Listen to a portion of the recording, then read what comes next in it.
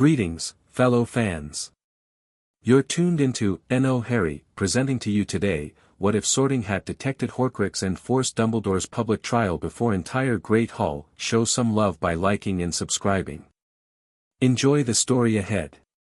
Chapter 1, The Hat Speaks. The feast hadn't started yet, which was the cruelest part of it, all that food sitting there, steaming and golden, and every first year too nervous to think about eating anyway.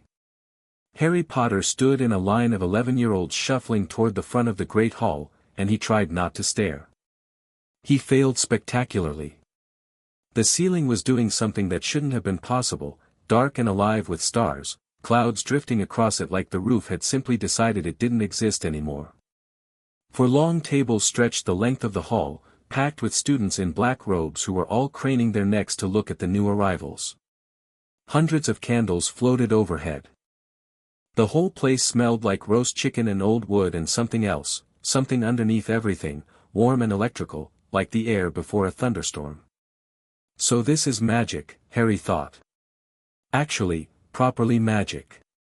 He'd grown up knowing something was different about him, in the bone-deep way a person knows things they've never been told, the way the glass had vanished at the zoo, the way his hair grew back overnight, the way Mrs. Fig's cats always sat closest to him, like they were keeping watch. But knowing something is different and standing in a hall full of floating candles while a ceiling shows you the night sky are very different categories of knowledge. Ron Weasley was beside him, fidgeting with his robe sleeve. They'd met on the train, shared a compartment, shared some chocolate frogs, shared the specific camaraderie of two people equally terrified of what came next. Ron had 6 older brothers who'd all been through Hogwarts, which meant he knew roughly what to expect, which somehow made him more nervous, not less. The sorting, Ron muttered sideways, barely moving his lips. It's just the sorting. Fred said it was nothing. Fred's a liar. What does it actually involve? Harry whispered back. Don't know exactly. They made it sound like it hurt. That's reassuring. They also made it sound like it involved a troll. Ron. I'm just saying what they said. There was a girl to Harry's left who'd been whispering facts to herself since they'd boarded the boats, rapid fire, under her breath, like she was reviewing for a test. Brown bushy hair. Sharp eyes that hadn't stopped moving since they'd entered the hall. She caught Harry's look and straightened slightly. There's no troll, she said, as if settling a matter of public record. I've read Hogwarts, a history twice. The sorting involves a hat. An enchanted one. It was created by the 4 founders so their sorting preferences could continue after their deaths. It reads your mind, or something like that. It's quite fascinating when you think about it. The magic required to encode 4 distinct personalities into a single object across, a hat, Ron said. Yes. That's all. Just a hat. A magically enchanted hat. Fred and George are dead when I get home, Ron said. Harry wasn't really listening anymore. He was looking at the head table, a long table set apart from the others, elevated slightly, running perpendicular to the 4 house tables. Teachers sat there in a row, and Harry found himself scanning faces without quite knowing why, looking for something familiar in a room full of strangers. He found the white-haired man at the center of the table without any effort at all. It was like trying not to notice a lighthouse.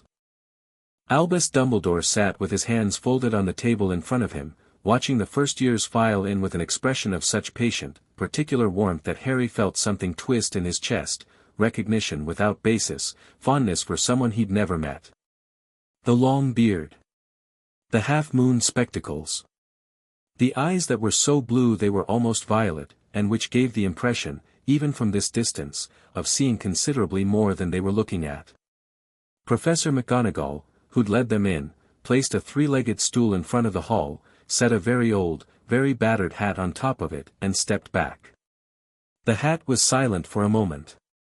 Then it opened a wide, torn seam near its brim and sang. Harry had been expecting a lot of things. A song wasn't one of them. He stood there and listened to the hat describe the 4 houses, Gryffindor's nerve, Hufflepuff's loyalty, Ravenclaw's wisdom, Slytherin's ambition, and thought that it was genuinely strange that this was how a 1,000-year-old magical institution chose to sort its children. A singing hat. There was something both magnificent and slightly absurd about it, and the combination made Harry feel, for just a moment, completely at ease. The sorting began. Names were called. Students walked to the stool with various degrees of dignity. Some sprinted. One girl walked at a perfectly measured pace, like she was walking to the gallows and intended to do it with style. The hat dropped over their heads, paused, and shouted the house name. The relevant table erupted. This repeated, alphabetically, with the grinding inevitability of a roll call. Granger, Hermione. The girl with the bushy hair walked to the stool without hesitating. The hat dropped. It sat for perhaps 4 seconds, shorter than most, before calling out Gryffindor in a voice that carried across the hall like a bell. She walked to the table with her chin up and her shoulders back, and sat down very precisely, and immediately looked back at the remaining first years as though she were already cataloguing what remained. More names. More houses. The hall settled into a rhythm. Potter, Harry. The rhythm stopped. It went quiet enough that Harry could hear the candles. He walked to the stool because there was nothing else to do. He was aware, in a very specific and unpleasant way, of every set of eyes in the room. 400 people and their collective attention is a physical thing, it has weight, it has temperature, and it was currently pressing against Harry's back like a warm hand that was trying to push him off a ledge. He sat down. McGonagall placed the hat on his head. It dropped over his eyes. The hall disappeared. Well, said a voice inside his ear, inside his head, which was stranger, this is unusual. What is? Harry thought, not entirely sure how one thought at a hat. You, said the hat. The boy everyone's looking at. Let me have a look at you properly. Yes, there it is. Courage, certainly, and in considerable quantity. Loyalty, yes. A good mind, sharper than you know. You do well in Gryffindor, no question. You do well in most houses, frankly. But? The hat paused. It was a very different pause from the 4-second pause it had given Hermione Granger. This was the pause of something old encountering something it hadn't expected. But there is something else in here, it said, and its tone had changed entirely, lower, slower, careful in a way that made Harry's stomach drop. Something that isn't you. Something that doesn't belong in this hall, in this school, in a living child. There is a piece of something here, Harry Potter, broken and bleeding and very old, and it is not yours, and it should not be, and I cannot in good conscience put a house name on your head and send you to a table while this thing sits inside you like a splinter in the dark. Harry had no idea what the hat was talking about. You don't know, the hat agreed. Of course you don't. That is perhaps the most damning thing about it. Hold still. Harry held still. He wasn't sure he could have moved. I was built by 4 people who loved this school more than they loved themselves, the hat continued, and now it sounded less like a voice inside his head and more like something speaking from a great distance, something very old recalling something it had hoped never to need. And they gave me one instruction above all the others. Above house loyalty, above individual talent, above the wishes of any headmaster living or dead. Protect the school. Protect the children in it. If I find something that threatens them, I am not permitted to be silent. I was never permitted to be silent. That has always been the rule. What are you going to do? Harry asked. What I was built to do, said the sorting hat. And then it spoke aloud, not the gentle announcement of a house name, not the rolling theatrical baritone of its opening song, but something full and resonant and terrifying, a voice that came from the stone walls themselves, a voice that silenced every whispered conversation and rattling fork and nervous shuffle in the great hall. There is a Horcrux in this hall. The silence lasted perhaps half a second. Then the great hall fell apart. Not physically, the candles didn't waver, the ceiling kept its stars, but the human structure of it, the careful order of tables and teachers and well-behaved children, shattered like a window. People were on their feet. Someone at the Slytherin table knocked over a goblet and didn't seem to notice. The first years who hadn't been sorted yet were looking at each other with the wide, wide-eyed terror of people who had been told something in a language they half understood, which is somehow worse than not understanding at all. Harry sat on the stool with the hat still on his head and didn't move, because he understood, with absolute clarity, that he was the thing the hat was talking about. He didn't feel the hat lift off his head. He became aware of it after the fact, McGonagall's hands, quick and precise, removing it, and then the hall was crashing back in around him, noise and movement and the very bright lights, and he was sitting on a stool in front of 400 people who were all shouting. Dumbledore was standing. He didn't shout.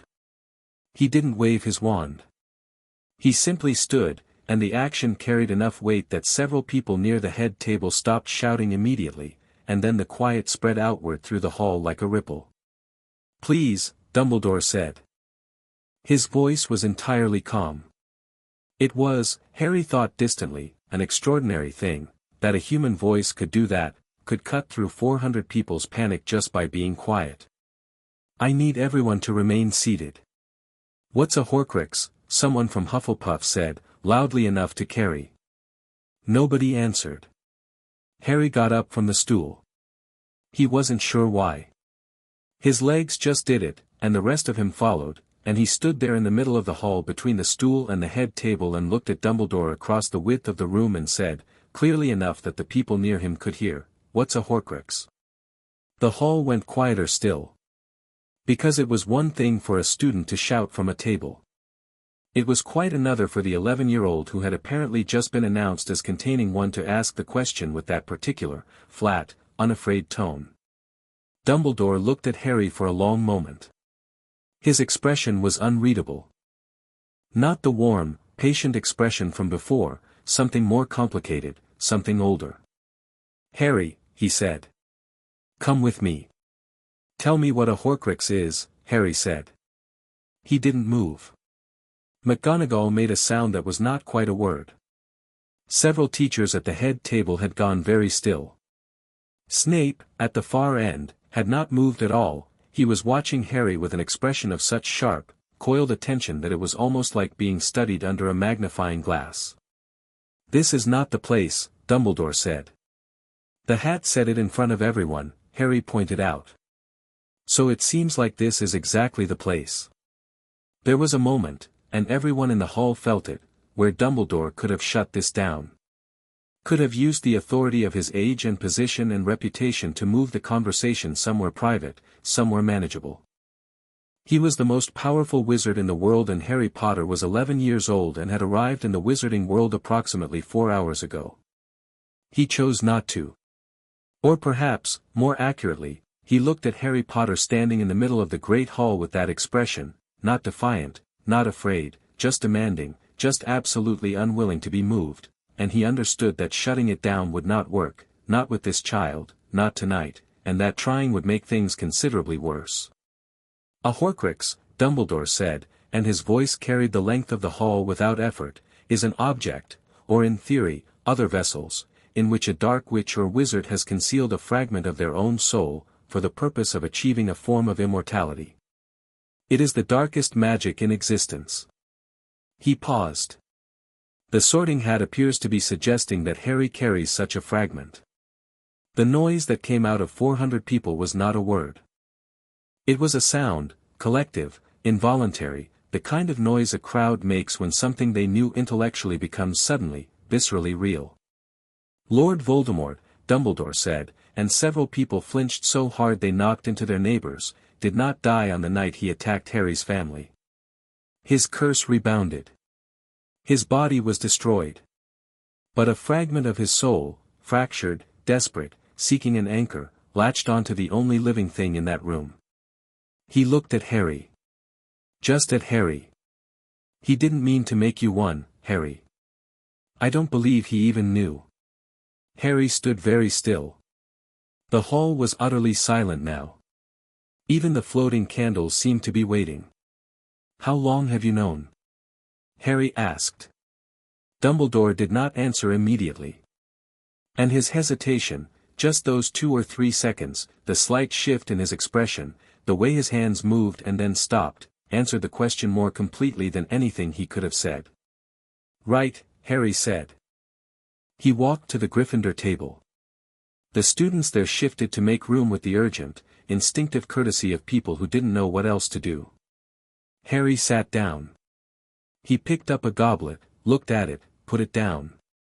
His hands were steady, which surprised him. The feast appeared on the tables as if nothing had happened, because the enchantments that produced it were older than whatever was happening tonight and cared about none of it.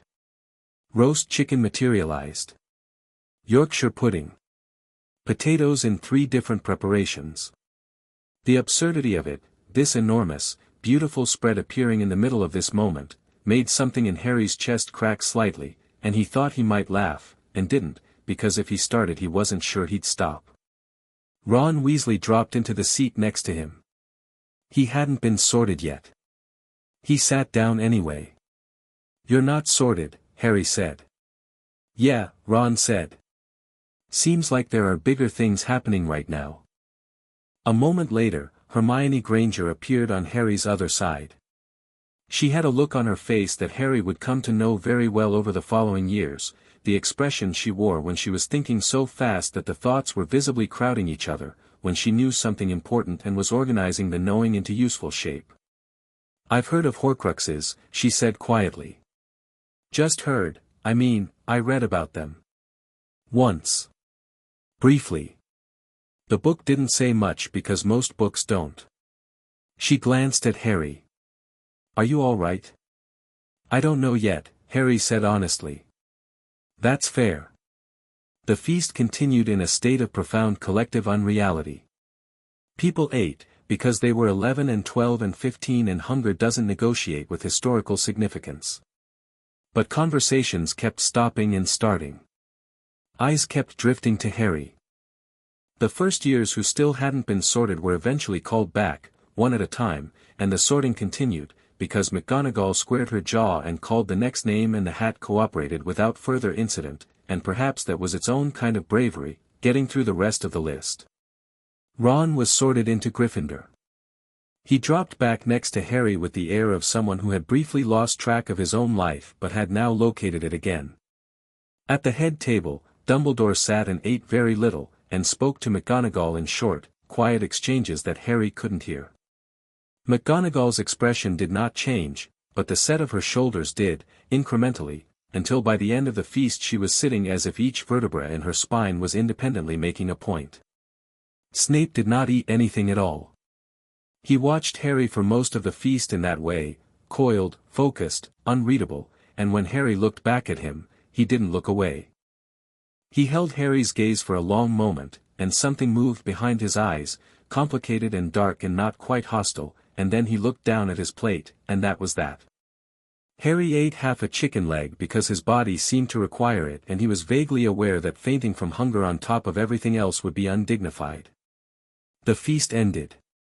Prefects appeared to lead the first years to their dormitories. The Gryffindor prefect, a tall boy named Percy who had the demeanor of someone who had been born 45 years old, gathered the Gryffindor first years with efficient authority and began marching them toward the doors. "Potter," said a voice. McGonagall was standing at the edge of the hall. Not blocking his path, she wasn't the kind of woman who blocked paths, she made paths irrelevant, but positioned in a way that made it clear she was speaking to him specifically. "Yes, Professor. The headmaster will speak with you tomorrow morning," she said. 8 o'clock. His office. She paused. Her expression was doing something complicated. "Are you well?"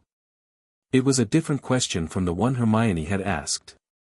Coming from McGonagall, it had a weight to it, a professional weight, but also something more personal. She'd looked at him all through the feast with something that wasn't quite guilt and wasn't quite grief but lived in the neighborhood of both. "I'm fine, Professor," Harry said. "That's not what I asked." Harry looked at her for a moment. This woman had known his parents. He had the distinct impression, standing in the torchlit entrance hall with the noise of several hundred students leaving the feast around him, that she was carrying something heavy and had been for a long time, and that tonight had just made it heavier. "Ask me tomorrow," he said. "After I've talked to Dumbledore." McGonagall looked at him with an expression he couldn't fully decode. Then she gave a single, precise nod. 8 o'clock, she said again, and walked away. Percy led them through the castle with the enthusiasm of someone who had been waiting to show off this specific knowledge for years. He pointed out moving staircases and ghost-inhabited corridors and trick steps with the proud efficiency of a museum guide, and Harry walked through it all feeling like he was watching it from a slight distance, like the world had developed a thin layer of glass between itself and him. The Fat Lady, which was apparently a portrait that served as a door, which Harry filed alongside, floating candles, and singing hat, in the mental folder labeled Things That Are Real Now, swung open to reveal the Gryffindor common room, and Harry stepped inside and felt something unexpected. It felt like somewhere he could stay. That had never happened before. The Dursleys' house didn't feel like anywhere he could stay. It felt like somewhere he was tolerated, which is a different thing entirely. But this room, all deep red and warm gold, with a fireplace that was already going despite the September evening, with mismatched chairs and low bookshelves and windows that showed the dark grounds, this felt like the word home trying on a new shape and finding it suited. He sat in a chair near the fire. Ron appeared on his left and immediately stretched both legs over the arm of the neighboring chair with the ease of someone who had been doing exactly this in exactly this kind of room since birth. Other first-years scattered, some to the dormitories upstairs, some to small clusters near the fire, whispering about the evening with wide eyes. Hermione sat across from them with a book she'd produced from somewhere. Harry hadn't seen her carrying it, wasn't sure where it had come from, suspected she might simply generate books through some internal process, and she opened it with purpose, then frowned at the page. "It doesn't say much," she said. "As I told you. Horcruxes. Just that they're dark objects. Soul vessels. It calls them the most dangerous magical artifacts in existence and then says, literally says, see restricted texts." She made a sound of profound irritation. "That's not helpful. How do you have a book on Hogwarts and dark artifacts," Ron said, "at a feast, at 11 years old?" "I've been carrying it since August," Hermione said, as if this were obvious. "I've been carrying several of them. I wanted to be prepared. For Horcruxes. For whatever." She closed the book, frustrated. Then she looked at Harry. "He knew," she said. She said it carefully, like she was testing the weight of it. "Dumbledore. He knew before tonight." "Yeah," Harry said. "And he didn't tell you?" "No." Ron had gone quiet. He was looking at the fire with an expression Harry recognized. It was the expression of someone whose understanding of the world was being gently restructured and who was trying to figure out where everything was going to land. "My mum and dad trust him," Ron said. "Everyone does." "I know," Harry said. "That doesn't mean," Ron stopped. Started again. "It doesn't mean he was wrong to not tell you. You were 11. Are 11. You still are." He gestured vaguely at Harry's current 11-year-old existence. "Maybe there was a reason." "Maybe," Harry said. "I'm going to ask him what it was. Tomorrow. Tomorrow." The fire popped. Somewhere in the dormitory above, someone laughed at something, the normal bright laughter of a first year who'd had too much pumpkin juice and was processing the evening through excitement rather than dread. Harry listened to it and felt, not for the last time, the very specific loneliness of knowing something that makes you separate from everyone around you. Then Ron said, "For what it's worth," when the hat said it, when you just asked him what it was, right there, in front of everyone, he stopped, shook his head. "I thought that was the bravest thing I'd ever seen." "It wasn't brave," Harry said. "I just didn't know what else to do." "That's what bravery is," Hermione said, without looking up from the now open book. "Not knowing what else to do and doing it anyway." Harry looked at her, then at Ron. Two people he'd met 8 hours ago. He thought about the glass wall he'd felt on the walk up from the feast, the feeling of watching the world from a slight remove, and found it was thinner now. Not gone, but thinner. The hat said something to me, Harry said. Before it announced it. It said it had been told to protect the school. That it had always been told to protect the school above anything else. Above the headmaster. Hermione said, and now she was fully focused, book abandoned. That's what it said. The founders built it in. The instruction came from them, not from Dumbledore. Hermione was quiet for a moment.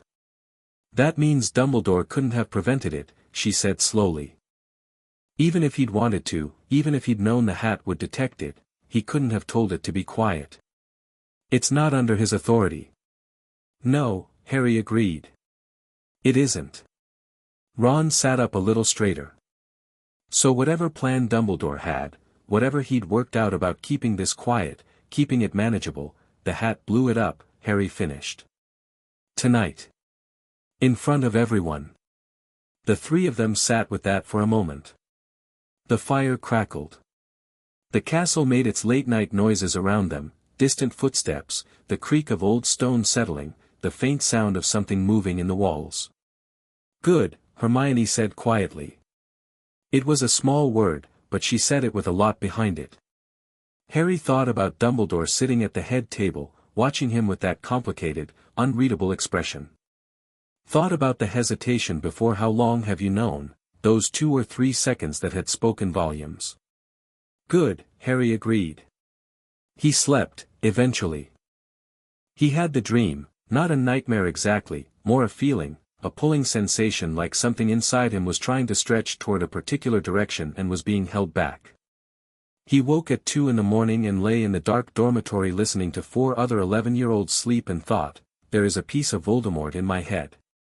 He sat with that thought until it lost some of its terror and became just a fact. Facts could be worked with. Facts could be addressed. They were better than secrets. He thought about the Sorting Hat's voice, that resonant, wall-deep declaration that had cracked the careful silence of everything Dumbledore had arranged. There is a Horcrux in this hall. It had not said it cruelly. It had not said it with any relish. It had said it like a thing that needed to be said, like a wound being named so that it could be treated, and Harry thought that if he were going to trust anything in this strange and magical world, he might start with the hat. The castle settled and breathed around him. Somewhere far below, he was almost certain, Dumbledore was not asleep either. Harry closed his eyes and waited for morning. Chapter 2, the morning after Harry was up before anyone else. He dressed in the grey half-dark while his dormitory roommate slept, for shapes breathing steadily under red and gold curtains. Ron had an arm thrown over his face.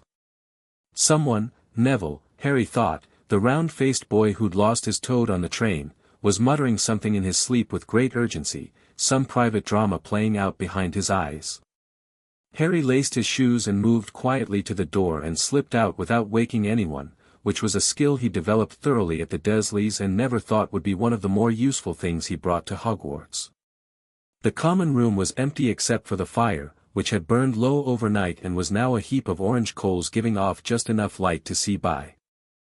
Harry stood in it for a moment and let the warmth hit him and thought about what the day was going to be. He'd had a few hours of sleep, broken and strange, and somewhere in the small hours a thought had surfaced and stayed. Dumbledore was going to try to make this smaller than it was. Not maliciously. But with the particular skill of someone who had managed enormous things alone for so long that management had become instinct. He would frame things carefully. He would give Harry enough to quiet him without giving him everything. He would be kind about it, and patient, and the kindness and patience would be the tools he used to keep Harry at exactly the distance Dumbledore had decided was appropriate. Harry had decided, in the 4 o'clock dark, that he was not going to stay at that distance. He went down to the Great Hall. The house tables were bare, no food yet, the enchantments that produced it apparently observing some kind of early morning restraint, but at the head table, 3 plates had appeared with toast and eggs and a pot of tea, and McGonagall was already there, sitting very straight, reading a long scroll with the focused expression of someone looking for something specific and not finding it. She looked up when Harry came in. "You're early," she said. "Couldn't sleep."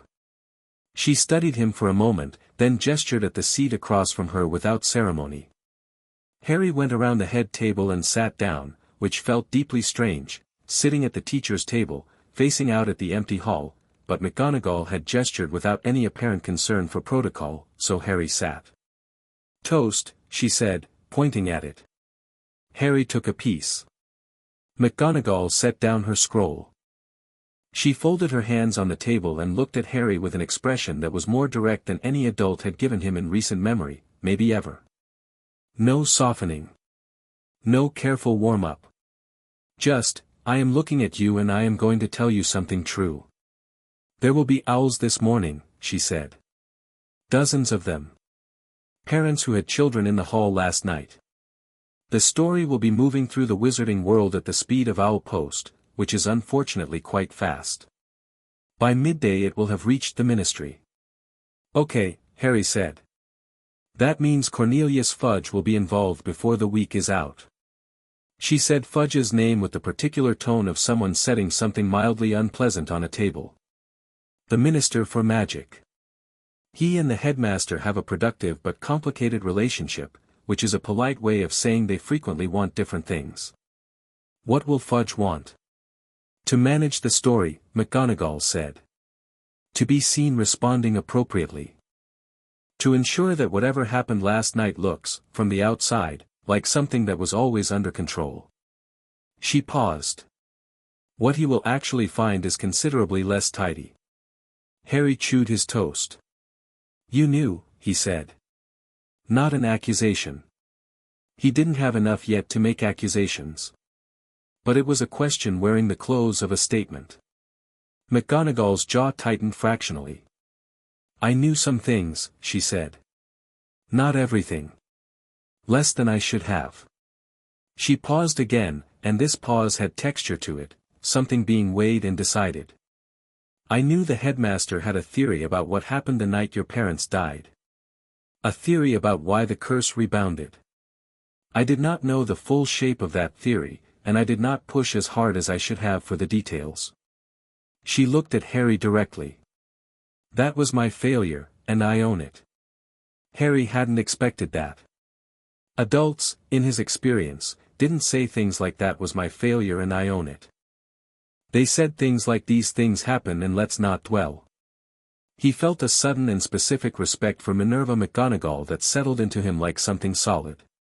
"The meeting with Dumbledore," Harry said. 8 o'clock. "Are you going to be there?" "No. He'll want to speak with you alone." "I'd like you to be there." McGonagall blinked. It was subtle, but it was there, a brief disruption of her composure, like a stone dropping into very still water. "That's not typical, I know," Harry said. "I'd still like it." She was quiet for a moment. Then, "Why?" Harry thought about how to say it. "Because he's very good at this," he said finally. "At talking to people. At managing what they know and when they know it. And I don't think I'm good enough yet to," he stopped. "I'm 11. I've been in the wizarding world for one day. He's been doing this for 100 years. He looked at her. "I don't want to be handled." McGonagall was quiet for a long moment. Out in the hall, the early morning light was starting to come through the high windows, painting long gold bars across the stone floor. Somewhere in the castle's depths, something was beginning to move, the first stirrings of a building waking up. "I'll be there," she said. The owls came with breakfast. Harry had gone back up to Gryffindor Tower and retrieved Hermione and Ron. Hermione had been awake and dressed, sitting on her bed rereading the same limited entry on Horcruxes with increasing irritation.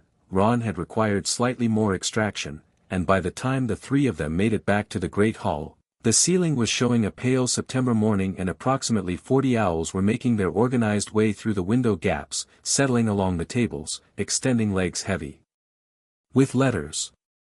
The noise level climbed fast. Harry watched the letters arrive.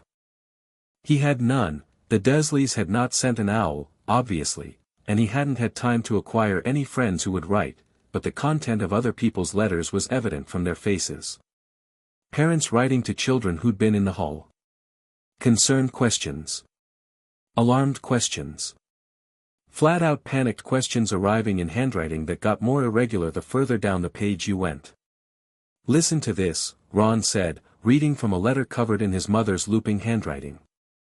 His ears had gone slightly pink, which Harry had already identified as Ron's tell. She's very concerned. She wants to know if I'm all right. She wants to know if Harry's all right. She says that specifically. She says tell Harry we're thinking of him." He swallowed. There's a bit here about Dumbledore. She says she trusts him to handle it." He set the letter down. He didn't say anything else about the bit about Dumbledore. Hermione had received a letter from her parents, which was unusual in that it had been sent by Muggle post and then handed off to an owl somewhere along the chain, the envelope showing evidence of 2 different delivery systems, and it expressed her parents' concern in the careful language of 2 people trying to process something that didn't fit into any category they had. Hermione read it twice, folded it very neatly, and put it in her robes. "They're worried," she said. "But they want me to stay. They said that, we want you to stay, we think you should stay, write back immediately." A pause. "They trust me to assess the situation." "Smart," Ron said. "They're dentists," Hermione said. "They're used to dealing with things that frighten people by explaining them clearly." She frowned slightly. "I wish I had more to explain." Harry had been watching the staff table during all of this. The teachers were having conversations that didn't look casual. Sprout leaned toward Flitwick and said something in a low voice and Flitwick nodded several times, very fast. Quirrell, the defense against the dark arts teacher, who'd met them at the Leaky Cauldron and stuttered nervously through an introduction, was sitting slightly apart from the others, eating nothing, his purple turban making him look slightly absurd and deeply uncomfortable. Snape sat with a cup of tea he wasn't drinking and read from a letter that he burned with his wand when he was finished, the ash scattering neatly on the table. Dumbledore was not there. Harry noticed that absence the way you notice a clock that stopped, not immediately, but the missing sound eventually registers. "Where's Dumbledore?" he said. Ron and Hermione both looked at the head table with the instinctive response of students checking for teachers. "Not there," Hermione said. "No. Maybe he's meeting with someone," Ron offered. "Ministry?" "He'd know they'd be sending someone, he'd want to get ahead of it, or he's reading his own owls," Harry said. "He'll have a lot of them," Hermione agreed.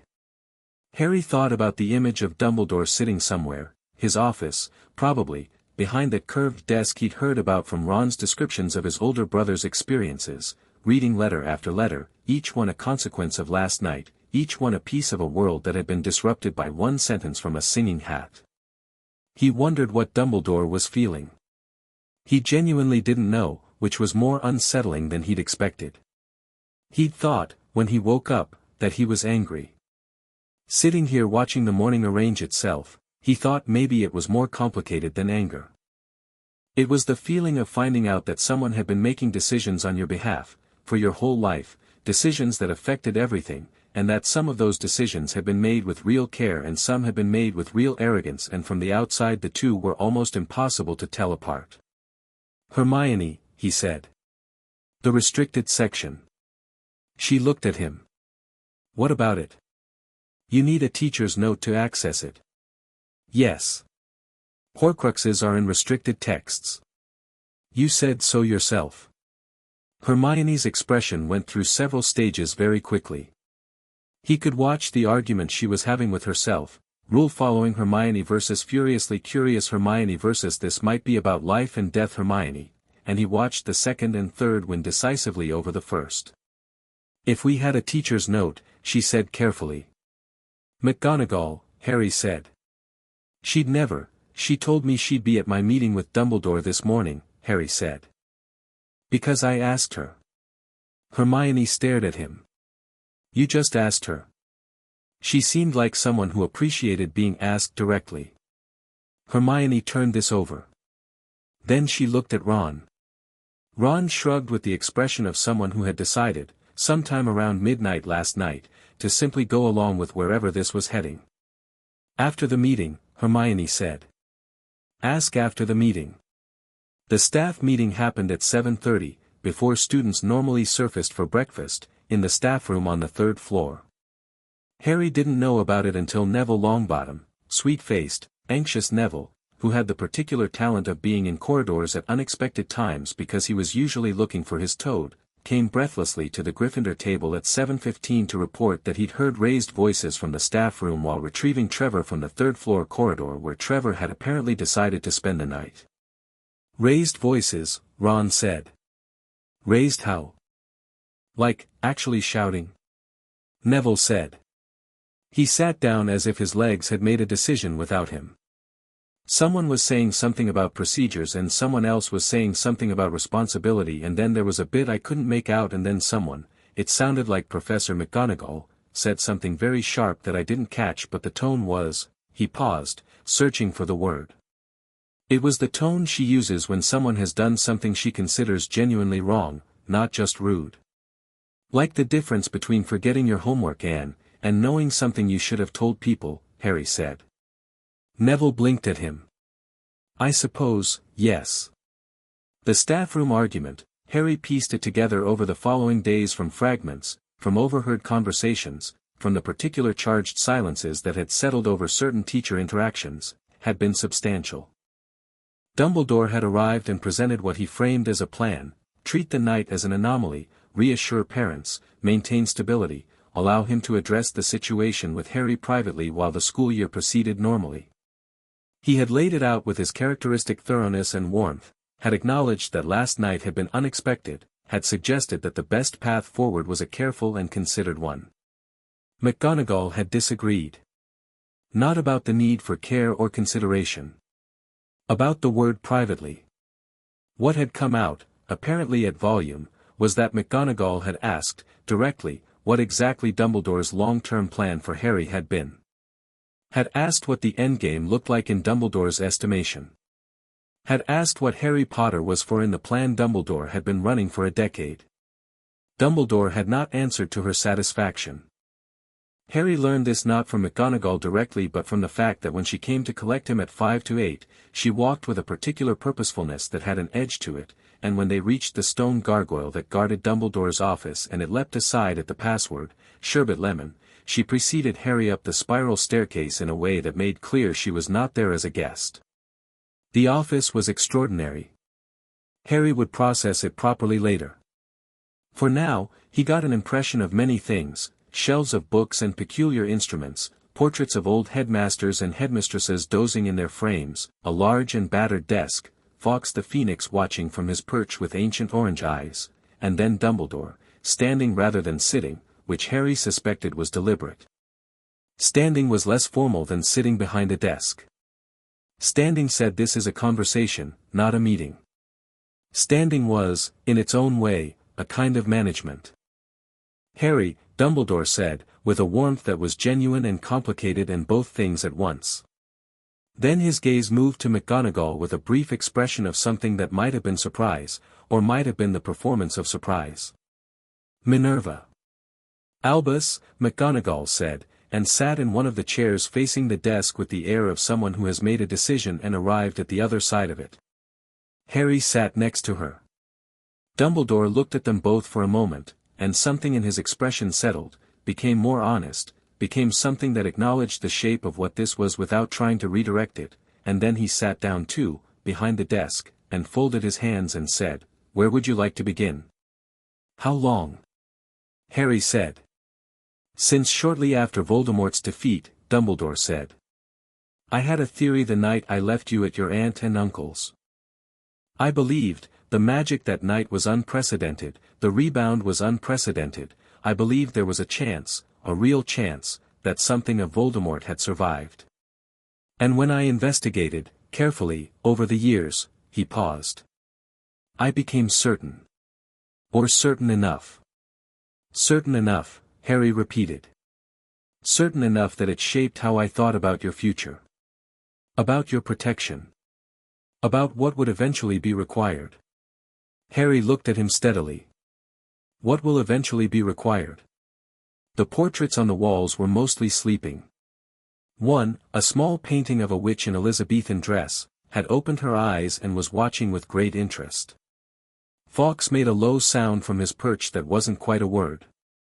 In my estimation, Dumbledore said, and his voice was very careful and very gentle, there would come a time when Lord Voldemort returned in full. He is not gone, Harry, not truly, when the Horcrux within you would need to be addressed.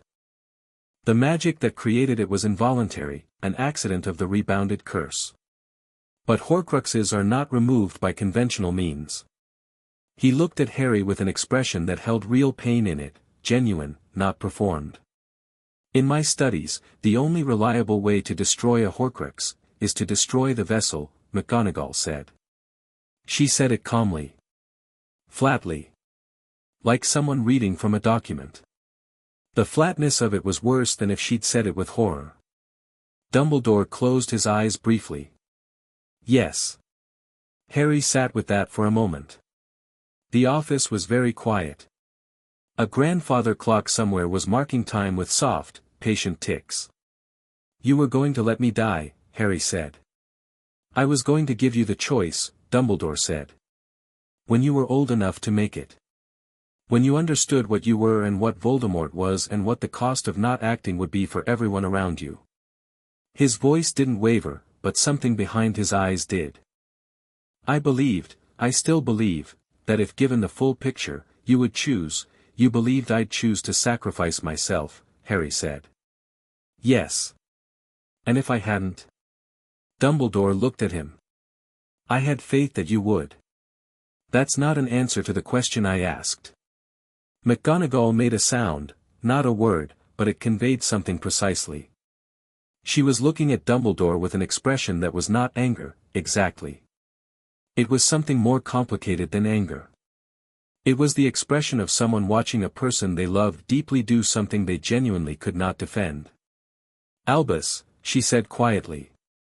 I know, Minerva, Dumbledore said. Did it occur to you, Harry said, and he wasn't shouting, he wasn't anywhere near shouting, he was speaking with a quietness that was its own kind of force, that planning for someone to die without telling them is not the same as having faith in them? That faith and a plan aren't the same thing. Dumbledore looked at Harry for a long moment. The blue eyes were unguarded in a way that Harry suspected they almost never were. No, he said finally. In my arrogance, I conflated them. I won't insult you by pretending otherwise. The honesty of it landed hard. Harder than defensiveness would have. Harry had been ready for deflection, for careful reframing, for the management he'd predicted on the walk down from Gryffindor Tower. He hadn't been entirely ready for this, for an old man sitting across a desk from him and saying in my arrogance with complete and obvious sincerity. He sat with it for a moment. Are there more, he said. Horcruxes. Are there others? Dumbledore looked at him. Then at McGonagall. Something was happening in the space between those glances, a conversation conducted without words, a negotiation about how much the world had just changed and what it meant for how things were done now. Yes, Dumbledore said. I believe so. Several. How many? Potentially 6 in addition to yourself. 7 total. He paused. Voldemort intended to split his soul into 7 pieces, 7 being a number of exceptional magical significance. I have identified some and destroyed one already.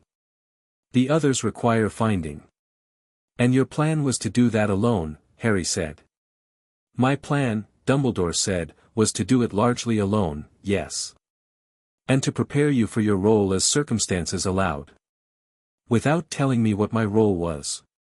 Without telling you the worst of it until you were old enough, Harry said. You keep saying that. Because it's true. I'm old enough right now, Harry said. I'm sitting here, having this conversation, and I'm following it fine. I'm not going to pieces. I'm not running away. He looked at Dumbledore directly. I woke up this morning and thought about everything the hat said and everything you said in the hall, and I sat with all of it, and I'm still here. Old enough isn't about age. It's about whether someone can handle what they're told. Dumbledore looked at him for a long, long moment. Fawkes ruffled his feathers. No, Dumbledore said softly. I think you may be right. It was never about your age. It was about my certainty that my judgment of the situation was superior to anyone else's. That is a harder thing to admit.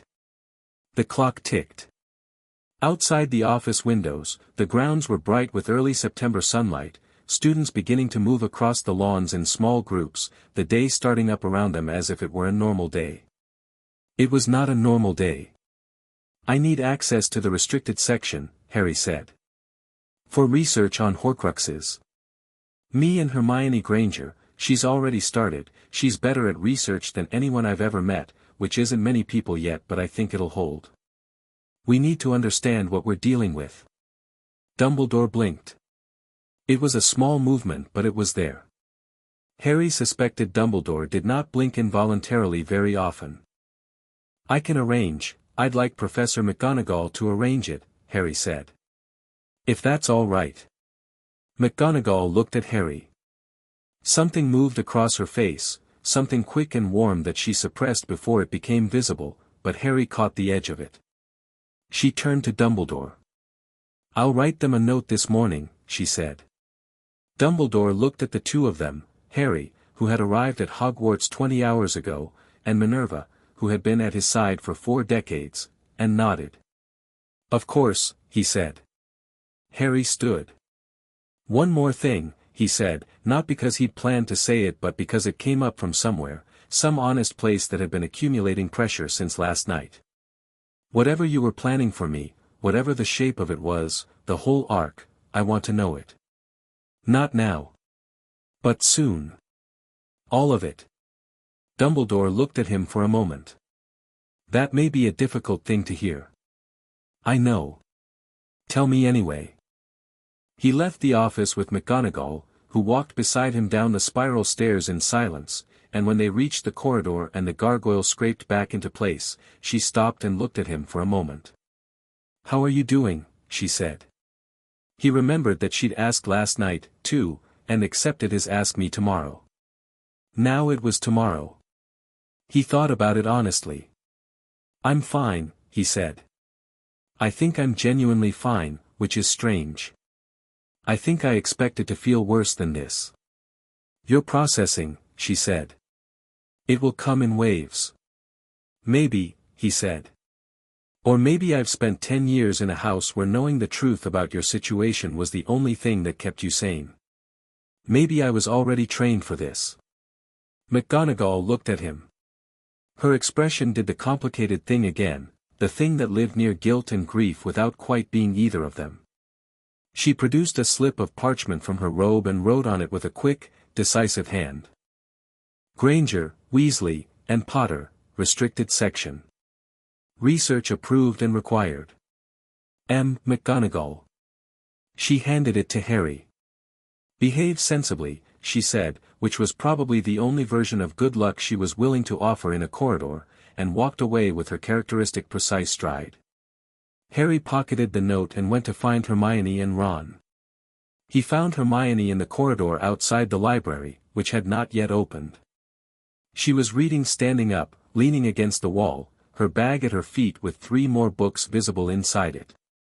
Ron was sitting on the floor next to her with the comfortable bonelessness of someone who had accepted his circumstances and was waiting them out. Harry held up the note. Hermione's eyes went wide. Then sharp. She gave it to you, she said. She gave it to us, Harry said. All 3 of us. Ron stood up with the alacrity of someone who'd been given a direction to move in. Right. Library. Dark magic. Brilliant. Completely normal first day. Second day, Hermione said. Still. When the library opened at 8:30 and Madame Pants swept the doors wide with the proprietary air of someone guarding a treasury, which, Harry thought, was essentially accurate, they went straight to the back.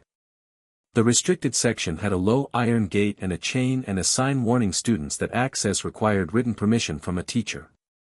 Harry handed over McGonagall's note and Madame Pants read it with visible suspicion, looked at the three of them, read it again, then stepped aside with the expression of someone who objected but had run out of grounds. The restricted section smelled different from the rest of the library. Older. Darker. Several books made sounds as they passed, shuffles, one sharp crack, something that might have been a whisper. One thick black volume with no title on the spine had a faint light leaking from under its cover, and Harry reached for it instinctively.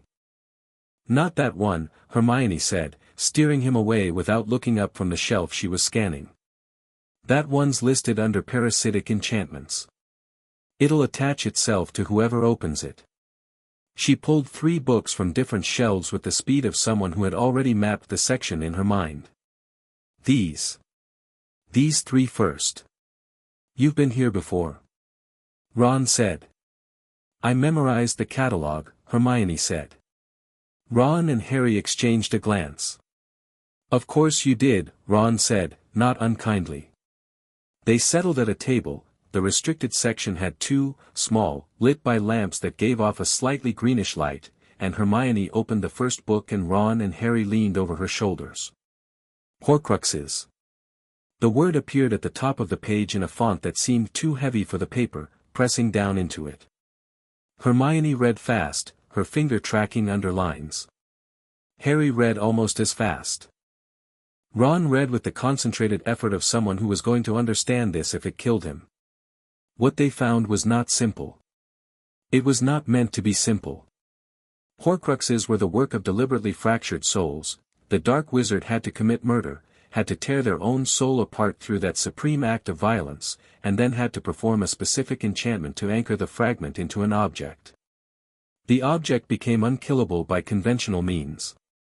The fragment of soul inside it couldn't die until the vessel was destroyed beyond magical repair, basilisk venom, fiend fire, the bite of a phoenix, and even then, the destruction was a thing of violence, irreversible and absolute.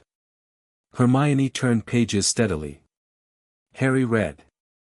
The relevant section, when they found it, was in a chapter titled Involuntary Transference, and it was short, barely 2 pages, because the author clearly considered the scenario nearly impossible, something theoretical, a footnote to the footnote of an already extreme dark art.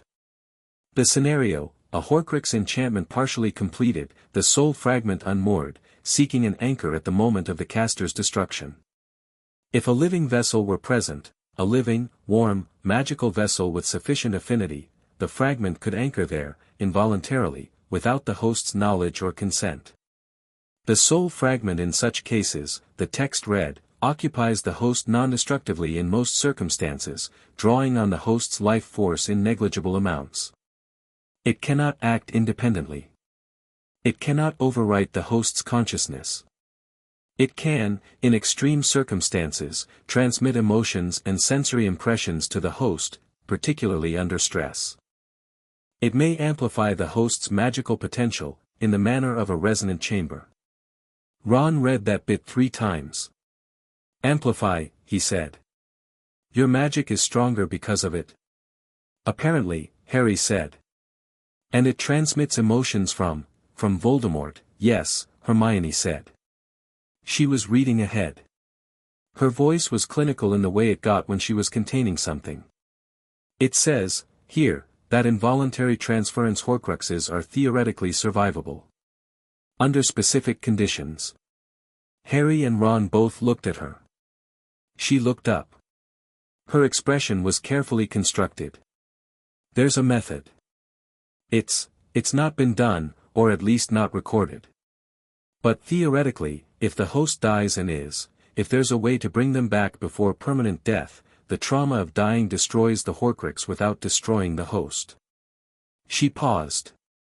"Because the host's soul, unlike the Horcrux fragment, has a tether. A connection to a living body. The Horcrux doesn't." The library was quiet around them. Greenish light. Dust. "Dumbledore knew this," Harry said. It wasn't a question. "He must have," Hermione said. "This book it's old, but it's here, and he's Dumbledore," Ron said. "He'd have read everything." Harry nodded slowly. He thought about what Dumbledore had said in the office that morning. I had faith that you would choose the sacrifice. Walking into death. And what Dumbledore had almost certainly known, what the book was currently telling them, was that death wasn't necessarily the end of it. That there was a thread. A tether. The plan was terrible and desperate, and it had a logic to it, and Dumbledore had kept it entirely to himself. He was going to let me figure it out in a moment, Harry said. Walk into it, die, come back, and he was going to tell me enough to get me there, but maybe not tell me about the tether, because knowing about the tether might make me calculate differently. That's, Ron started, then stopped. Brilliant and awful, Hermione said, which was exactly it. Harry sat back in his chair and looked at the ceiling. The lamp above them flickered. They didn't go to their first classes so much as stumble into them. The castle had the first day of term energy running through it regardless of everything, students finding classrooms, comparing schedules, making the social calculations of the early school year. Harry, Ron, and Hermione arrived at Transfiguration 3 minutes late with books still in their arms, and McGonagall looked at them with an expression that was 60% acknowledgement and 40% professor. She did not mark them late. The class proceeded. McGonagall turned her desk into a pig and back again with the crisp efficiency of someone who had done this 1,000 times. Students attempted to turn matches into needles. Ron's match remained a match. Hermione's became a perfect needle before anyone else had managed even the color change, and she set it down and looked at it with the specific satisfaction of someone confirming something they'd suspected. Harry looked at his match and thought about what Hermione had said in the restricted section. It may amplify the host's magical potential. He held his wand and thought about the feeling from last night, the hat, the Horcrux, the fragment of something dark and powerful living at the back of his consciousness like a note sounding under everything else. He pointed his wand at the match and thought, become. It became a needle. Perfectly. Instantly. The silver caught the light and threw it back. McGonagall appeared at his shoulder from nowhere, glanced down, and looked at Harry with an expression that was brief and sharp and very hard to read.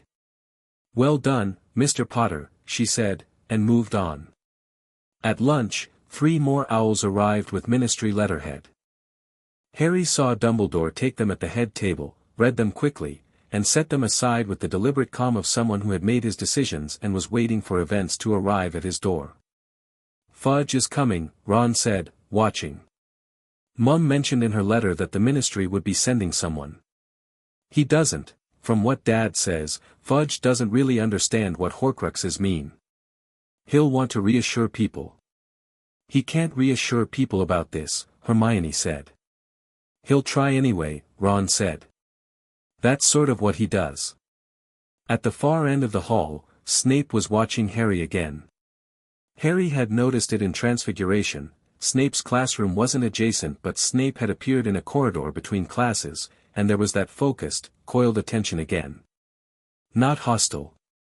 Not friendly. Evaluating, was the word for it. Like Harry was a variable in an equation Snape was still working out. Harry looked back at him and didn't look away. After a moment, Snape inclined his head, just slightly, just fractionally, and looked back at his plate. It was not acknowledgement exactly. But it was something. Harry filed it for later.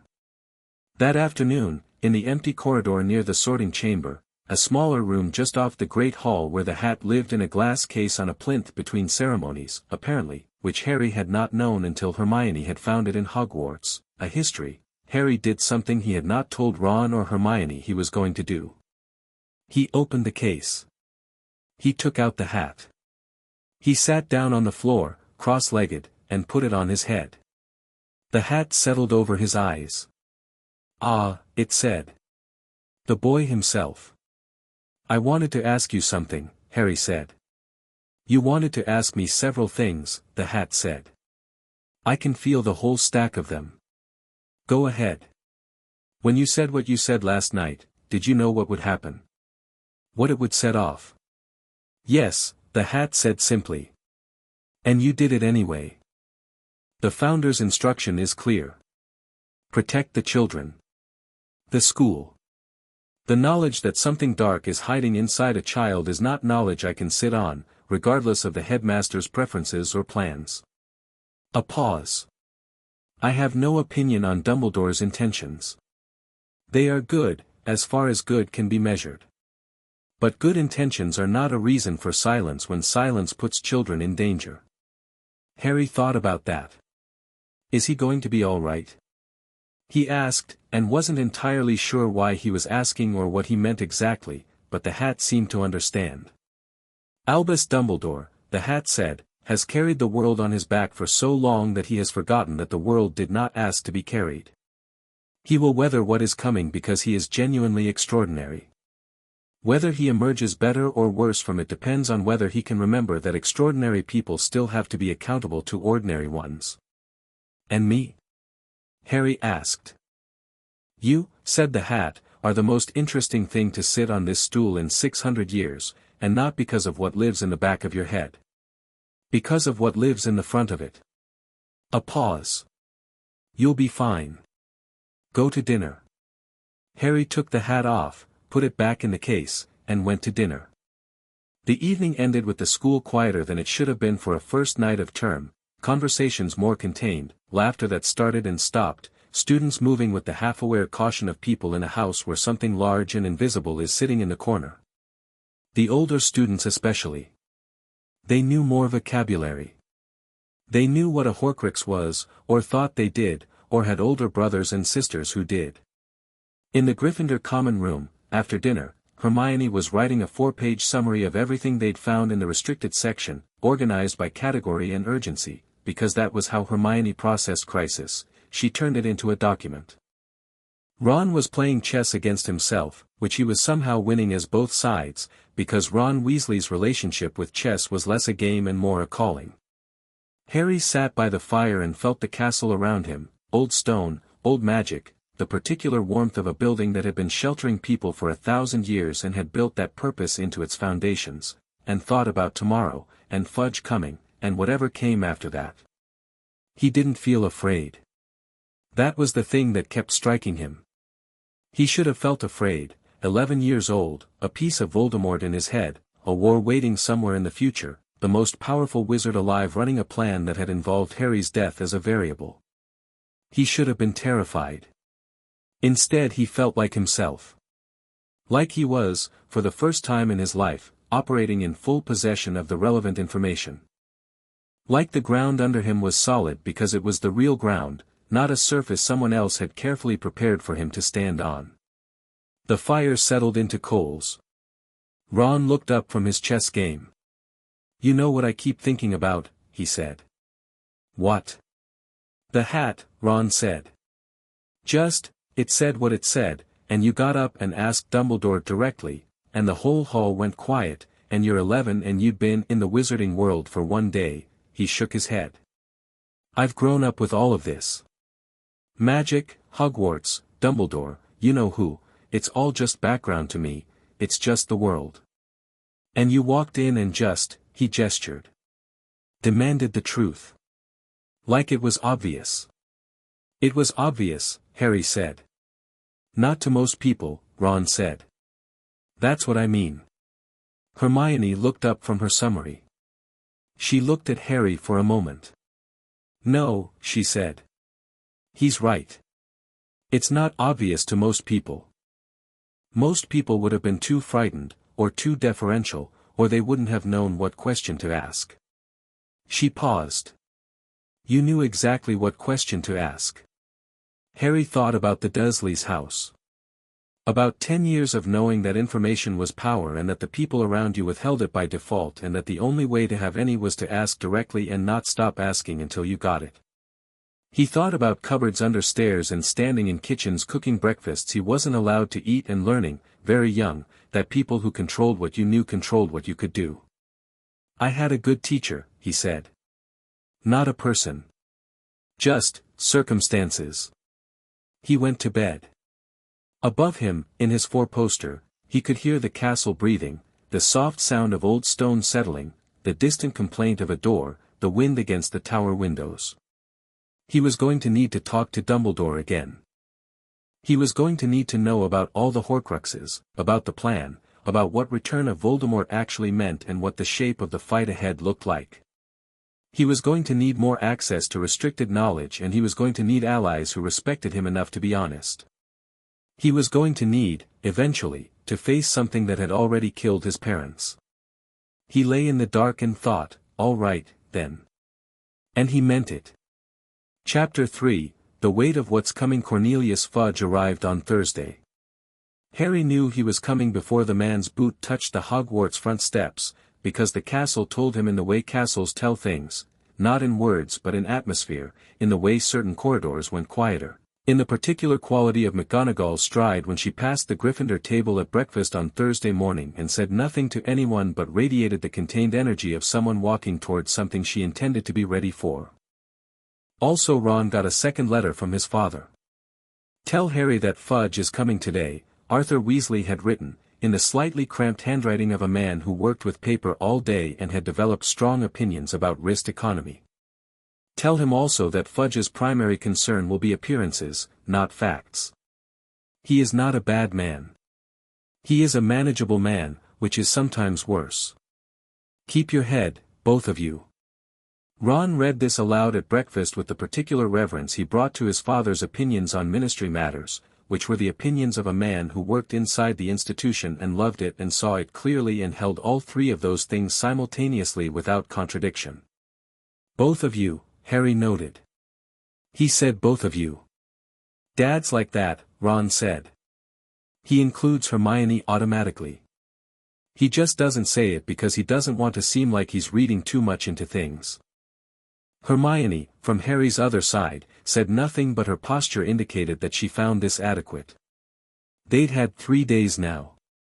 3 days of classes that Harry had attended with his full attention because paying attention was how he processed things and because Hogwarts's curriculum was, when you stripped away the extraordinariness of the subject matter, simply interesting, the mechanics of transfiguration, the logic of charms work, even potions, which had been Snape's class yesterday, which had been a thing unto itself. Snape's classroom was in the dungeons and smelled of old fires and something chemical and sharp underneath, and Snape himself had entered without preamble and begun speaking about the sophistication of potion-making in a voice that managed to be both condescending and genuinely compelling, like a man who loved his subject more than he liked anyone in the room. He had called on Hermione repeatedly and received perfect answers, which he acknowledged without praise. He had called on Neville and received nervous half-answers, which he received without mercy. And then he had turned to Harry, very deliberately, and asked a question about the properties of bezoars, a stone taken from the stomach of a goat, capable of counteracting most poisons, and then another about the difference between monkshood and wolfsbane, which was that they were the same plant. Harry had answered both correctly. He'd read 1,000 magical herbs and fungi on the train. He'd read most of the textbooks on the train, because he'd had nothing else to do and books were the best thing that had ever happened to him.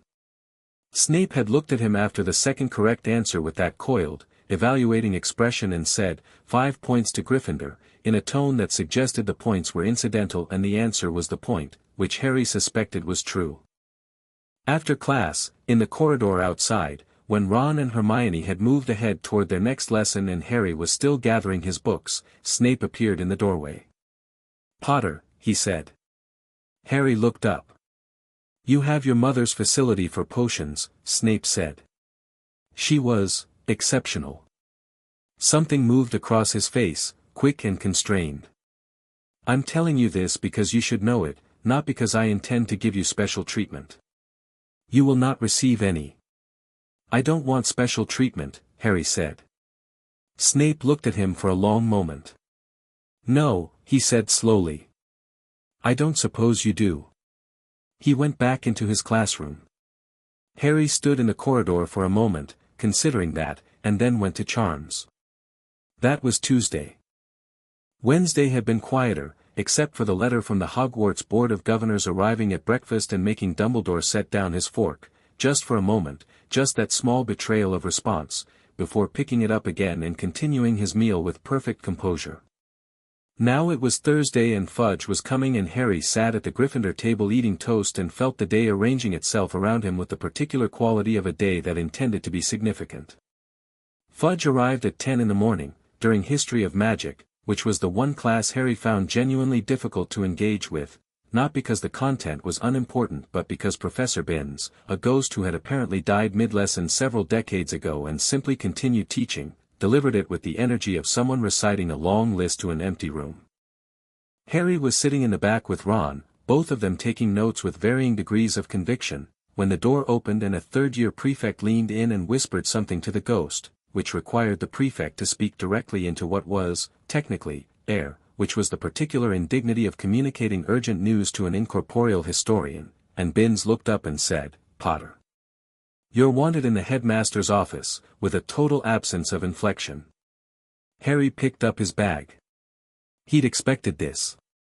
He looked at Ron, who nodded, and at Hermione, who was already writing him a quick note summarizing what he'd miss. "We'll catch you up at lunch, don't worry about the Goblin rebellions, they're important but you can read chapter 4, and he walked out.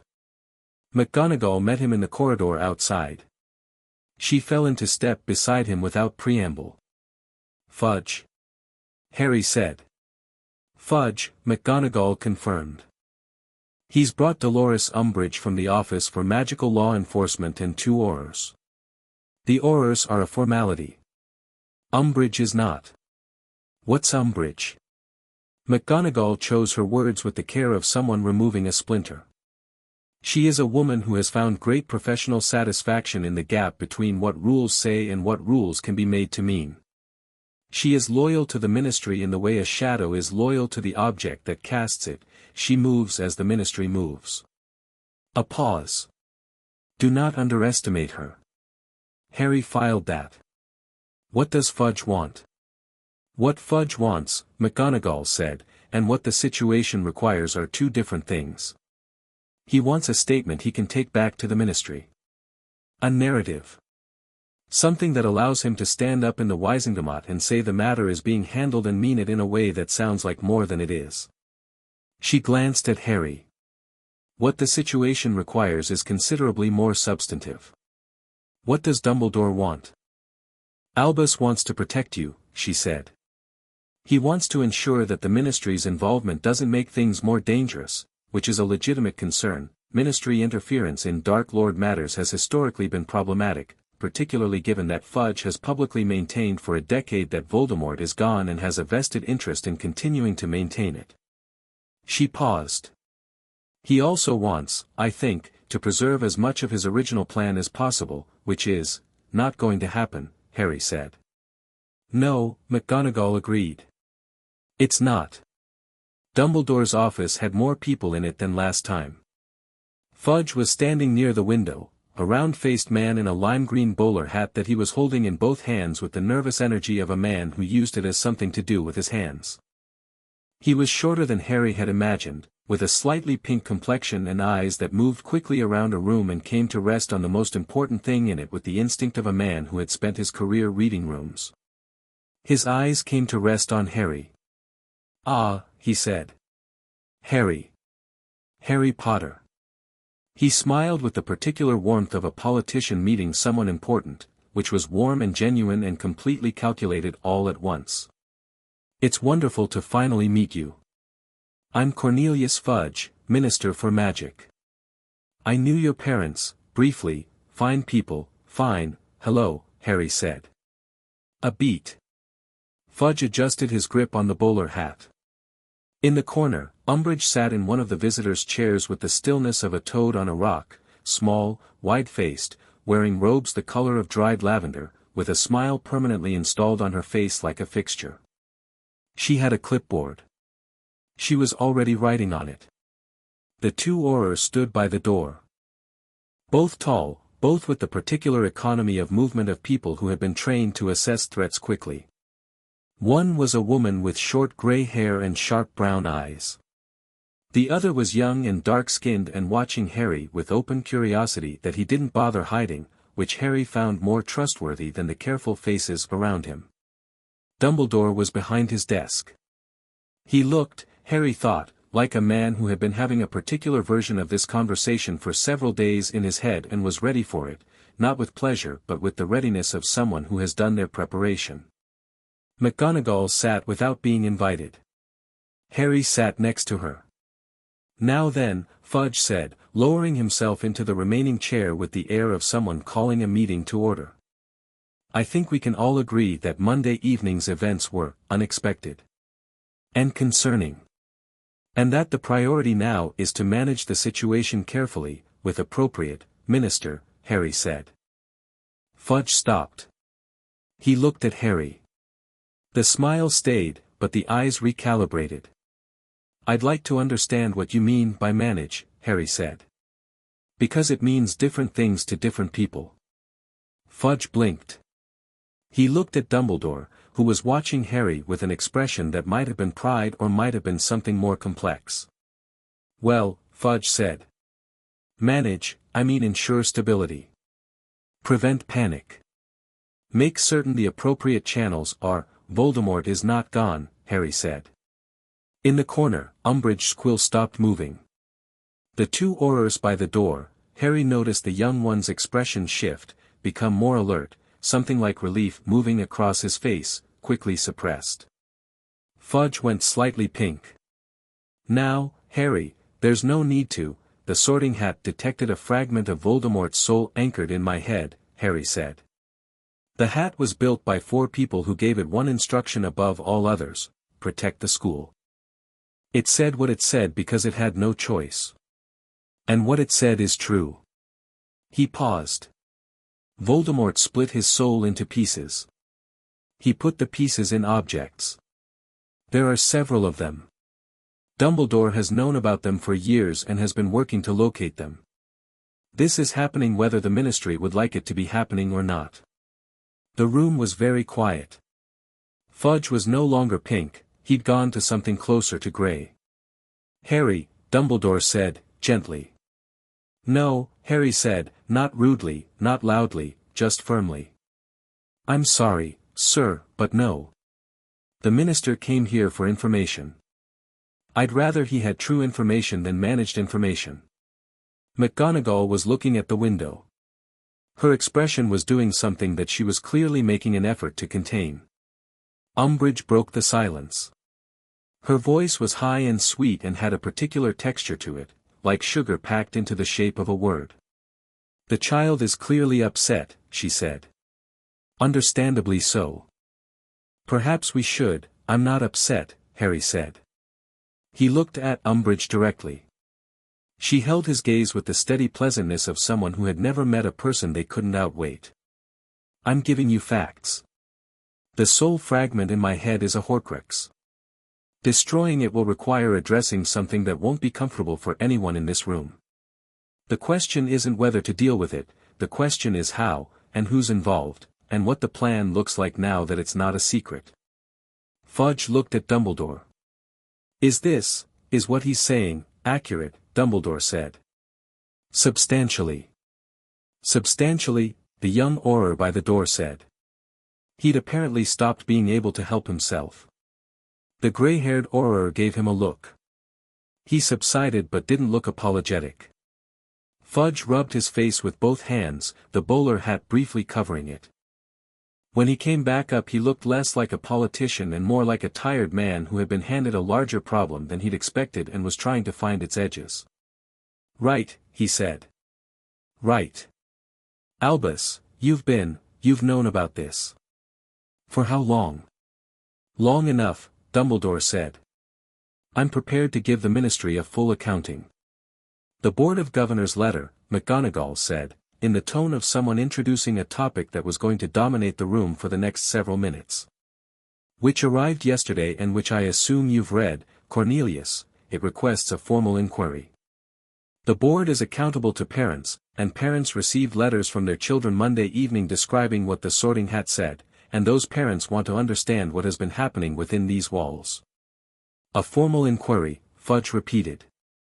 He sounded like the words had weight he hadn't expected. "More than that," McGonagall said. She was looking at Fudge with the precision of a woman who had decided to do something and was doing it, and the doing was clean and direct and entirely without cruelty. "I am requesting, as Deputy Headmistress and head of Gryffindor House and in the capacity of the teacher most directly responsible for the students in this school's care, a full public accounting. In the Great Hall.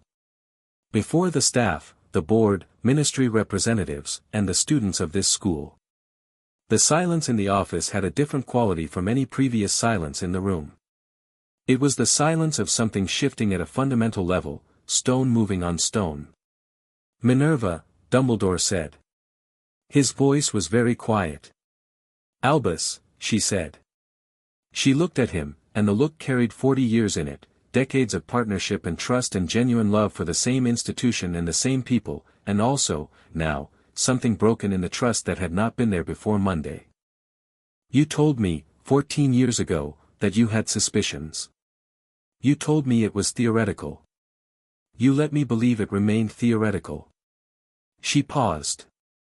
It did not remain theoretical. You continued to investigate. You identified Horcruxes. You identified that Harry carried one. You built a plan around it that included his death as a component. You did not tell me, or anyone on this staff, or anyone at the ministry, or Harry himself.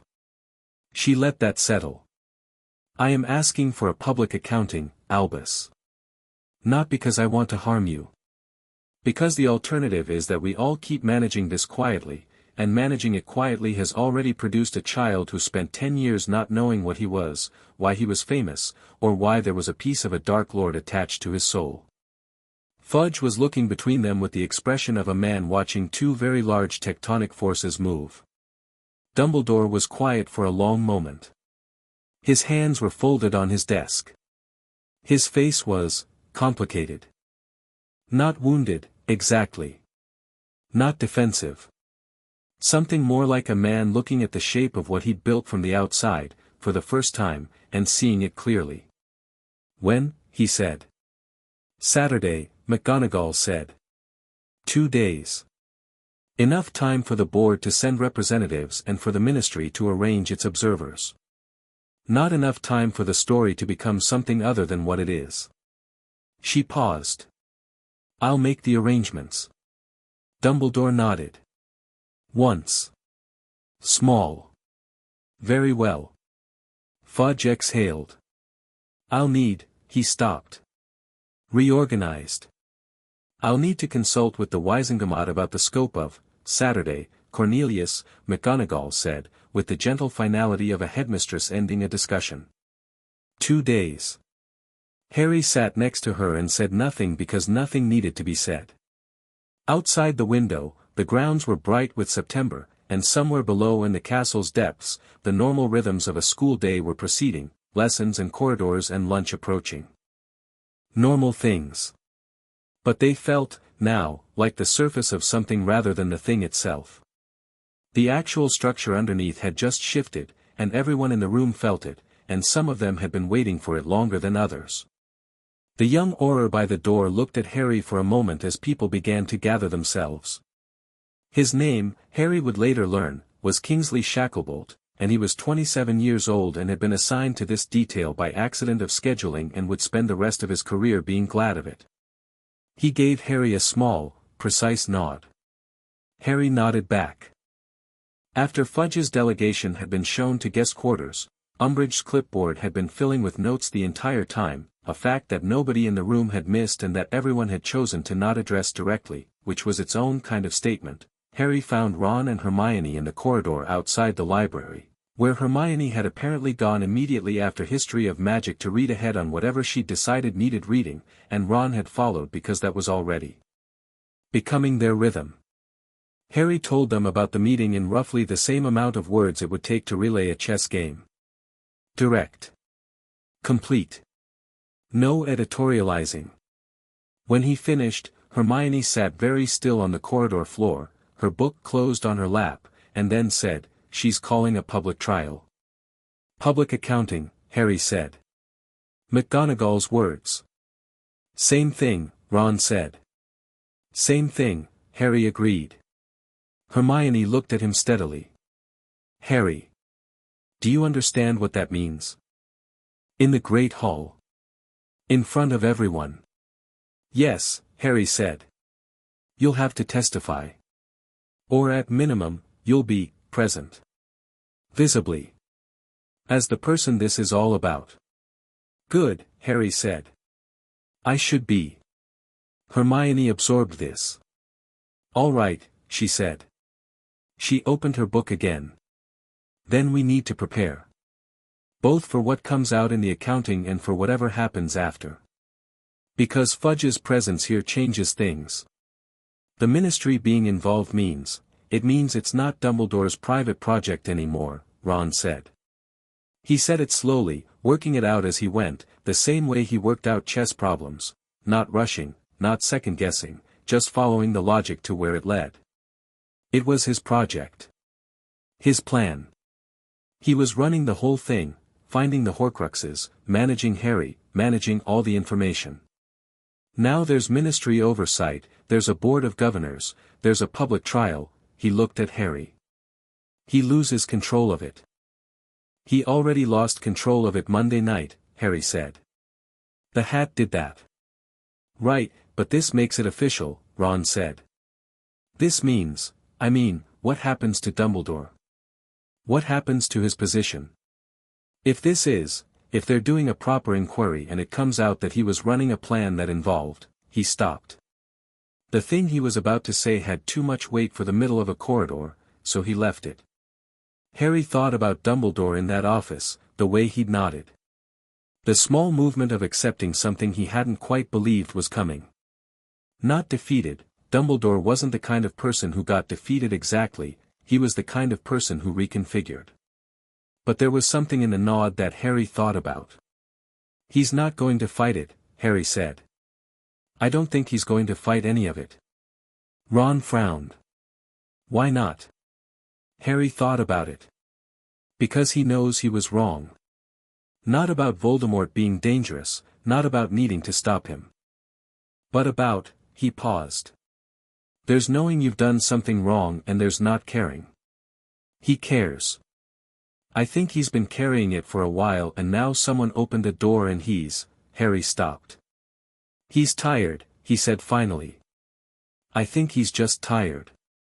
Hermione was quiet for a moment. That's very generous of you, she said carefully. It's not generous, Harry said. It's true. Both things can be true. He was wrong and he's tired. She nodded slowly. Yes. Both things can be true. They spent the afternoon in the library, the regular section this time, pulling everything publicly available on Ministry inquiry procedures and historical precedents for formal accountings, which was more than Harry expected and less than Hermione considered adequate. She spent an hour composing a list of questions that the inquiry should address, organized in order of urgency, cross-referenced with what they'd found in the restricted section on Tuesday. Ron, meanwhile, had been thinking about something since the corridor conversation and eventually surfaced it at 4 o'clock over a shared copy of Wizarding Law and Institutional Governance which was as dry as it sounded. Snape, he said. Harry looked at him. He's a Death Eater, Ron said. Or was. Dad mentioned it once, that Snape had been investigated after you-know-who's fall, that Dumbledore had vouched for him. If there's a public inquiry and it's about everything Dumbledore was running, Snape's a spy, Harry said.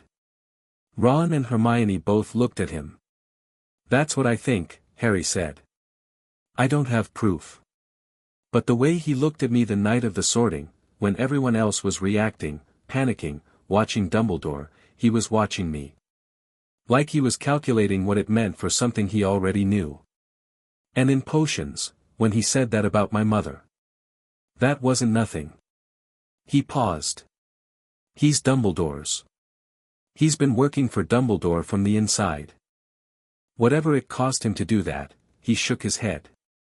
A trial about Dumbledore's operations means Snape's cover gets discussed. You got all that from a look and a comment about your mum? Ron said. I grew up reading people, Harry said simply.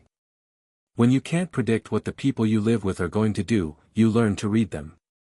Ron absorbed this in the way Ron absorbed things that made him quietly angry on Harry's behalf, without comment, but with a shift in his expression. Hermione added Snape's position and potential conflict of interest to her list of inquiry questions. Thursday evening, after dinner, Harry did something that surprised even himself. He went to find Snape. He knocked on the dungeon office door with the directness of someone who had decided knocking indirectly was a waste of time. "Come in," said Snape's voice. The office was smaller than the classroom and correspondingly more dense, jars of things Harry didn't know on every surface, a desk buried in parchment, a single lamp casting everything in deep amber.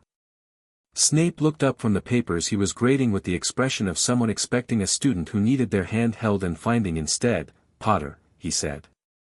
"Professor," Harry said. He didn't sit down. Snape hadn't invited him to. "I wanted to talk to you before Saturday." Snape set down his quill with the deliberate care of someone making a decision. "Did you?" "The inquiry," Harry said. "It's going to cover everything Dumbledore has been running. Including, I imagine, the people who've been helping him run it." He held Snape's gaze. "I don't know exactly what your role is. I have guesses. But if the inquiry is going to name you, and I think it will, I wanted you to know that I think what you've been doing matters. Whatever it is." Snape was very still. The amber light did strange things to his face. He looked, briefly, neither young nor old, just permanent, like something that had been in this dungeon long enough to become part of the stone. "You came here to tell me that," Snape said. Flat. "Testing." "I came to tell you that," Harry confirmed. "And to ask, if I need to understand something during the trial.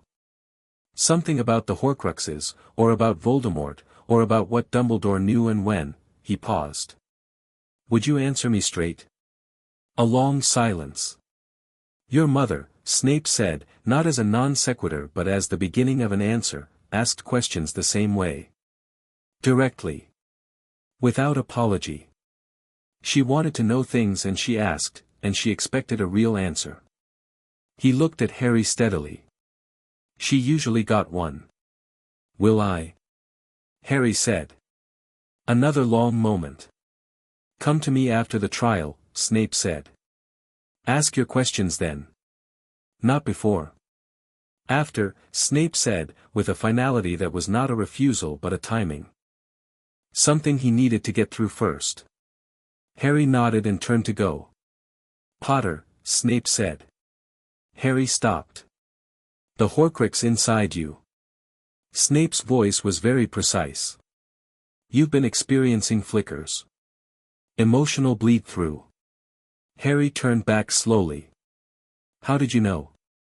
"Because I know what Horcruxes do, and I know what it looks like when someone is containing an extra signal," Snape said. "You've been doing it since Monday." "Small moments, you went still at breakfast on Tuesday for about 4 seconds, looking at nothing. You put down your fork in potions and then picked it up. You're managing something." Harry hadn't realized he'd been that visible. "Yes," he said. "What does it feel like?" Harry thought about how to describe it. "Like a frequency," he said finally. "Like there's a note sounding underneath everything else. Most of the time it's quiet. Occasionally there's a surge. Like something brushing against a fence." Snape looked at him for a long moment. "Voldemort is not dormant," he said. "Not entirely. He exists in some parasitic form in the world, and when his attention is particularly focused, on something related to his past, or to his plans, you may feel it more strongly." He paused. "A clemency will help. Mind shielding. I will teach you. Not now, not this week. But after Saturday." "2 things after Saturday," Harry said. "Yes." A pause. "Don't look surprised. I have my own reasons." "I know," Harry said. "That's why I came." He left the dungeon. The corridor outside was cold and quiet, and his footsteps echoed against stone as he walked back up toward the warmer parts of the castle. The feeling was there, as always, the low note, the frequency, the thing that wasn't him. He acknowledged it the way you acknowledge an unwanted guest who is nevertheless present, without fear, without welcome, with the simple awareness of what it was. Friday was strange. Classes continued because McGonagall insisted on it, and her insistence on it was itself a kind of message. The school runs, the school functions, the school will not be derailed by a trial it is hosting, and if you are a student at this school you will attend your charms lesson and attempt your Wingardium Leviosa, and that is that. Harry actually managed to make his feather lift off the desk before the rest of his class, which Flitwick celebrated with a squeak and a wobble that nearly took him off his own chair. Hermione's feather was already at the ceiling, which she was trying to be quiet about and failing. Ron's feather achieved a kind of determined sideways roll and then stopped. That's actually pretty good," Harry said, and meant it. "It moved," Ron said grimly. "That's a start." The Board of Governors arrived on Friday afternoon. Harry watched them cross the grounds from the Gryffindor Tower window, 7 witches and wizards, formally dressed, moving with the collective purpose of people who had been given a mandate and intended to exercise it. Among them, Harry recognized Lucius Malfoy, which he knew because Draco Malfoy, blonde, aristocratic, who had introduced himself on their first morning with the confidence of someone expecting the introduction to matter, had pointed his father out on the governor's list in the entrance hall with proprietary pride. Lucius Malfoy moved through the group like he owned it, which Harry suspected was a habit rather than a fact, but habits repeated long enough become indistinguishable. Hermione appeared at Harry's shoulder. "He's on the board," she said. "I see that." "He was a Death Eater," she said. "Or, suspected. No conviction. Dumbledore's testimony was apparently part of what kept him clear of Azkaban in the first roundup." She paused. "If the trial touches on Voldemort's actual status, if it goes where I think it needs to go, Malfoy will do everything he can to control the outcome. In Voldemort's favor or his own." "Same thing, probably, from his perspective," Hermione said. "His family's status depends on Voldemort's legacy. If Voldemort is publicly confirmed as not dead, just weakened and gathering strength," she shook her head. "That's a very different situation for him than the current official version, which is that it's over." Harry watched Lucius Malfoy cross the grounds. There was something almost graceful about the man, a deliberateness of movement, a kind of aesthetic control, everything arranged to communicate power and ease simultaneously. He was the kind of person who never moved too fast and never looked uncertain. He looked up, once, at the tower windows. Reflex or intention, Harry couldn't tell. But Harry didn't move back. "Good," Harry said quietly. "Let him be uncomfortable with where this is going." Friday night, the castle couldn't sleep. Harry walked the corridors at midnight not because he'd planned to but because the low frequency was louder tonight, not painful, not overwhelming, just insistent, like standing too close to a speaker. He moved through the castle in the dark with the ease of someone who'd grown up navigating quietly, and the castle seemed to accommodate him. The moving staircases held still, the portraits nodded in their sleep, nothing that shouldn't be moving moved. He found himself, eventually, in the entrance hall. The great hall's doors were open. Inside, the tables had been rearranged. He hadn't known they could be rearranged. But the house tables had been pushed back, and in the center of the hall, a long table had been set perpendicular to them, facing a single chair in the middle of the open floor, a witness chair, clearly, the isolation of it unmistakable even in the dark. Around the perimeter, the 4 house tables remained, but they were no longer the primary architecture. The single chair was. Harry walked to it and sat down. The chair was just a chair. Wood and cushion, the same as any other in the hall. But sitting in it, facing the long table where tomorrow the board and the ministry and whatever else would sit, with the 4 house tables arranged on either side and the enchanted ceiling beginning its slow pre-dawn deepening overhead, he understood, very clearly, what tomorrow was. It wasn't a punishment. It wasn't a condemnation. It was a reckoning, the word McGonagall hadn't used but that fit the shape of what she'd arranged. A reckoning, Harry thought, was different from a punishment because it didn't need to end badly. It just needed to end honestly. The hat was in its case at the front of the hall where it lived between ceremonies. Harry looked at it from across the room and thought about the weight of something that had been built to tell the truth even when the truth was difficult, and about how rare a thing that was, in objects or in people. Tomorrow, he would sit in that chair in front of the whole school and answer questions and say what he knew and not hide any of it. He'd be 11.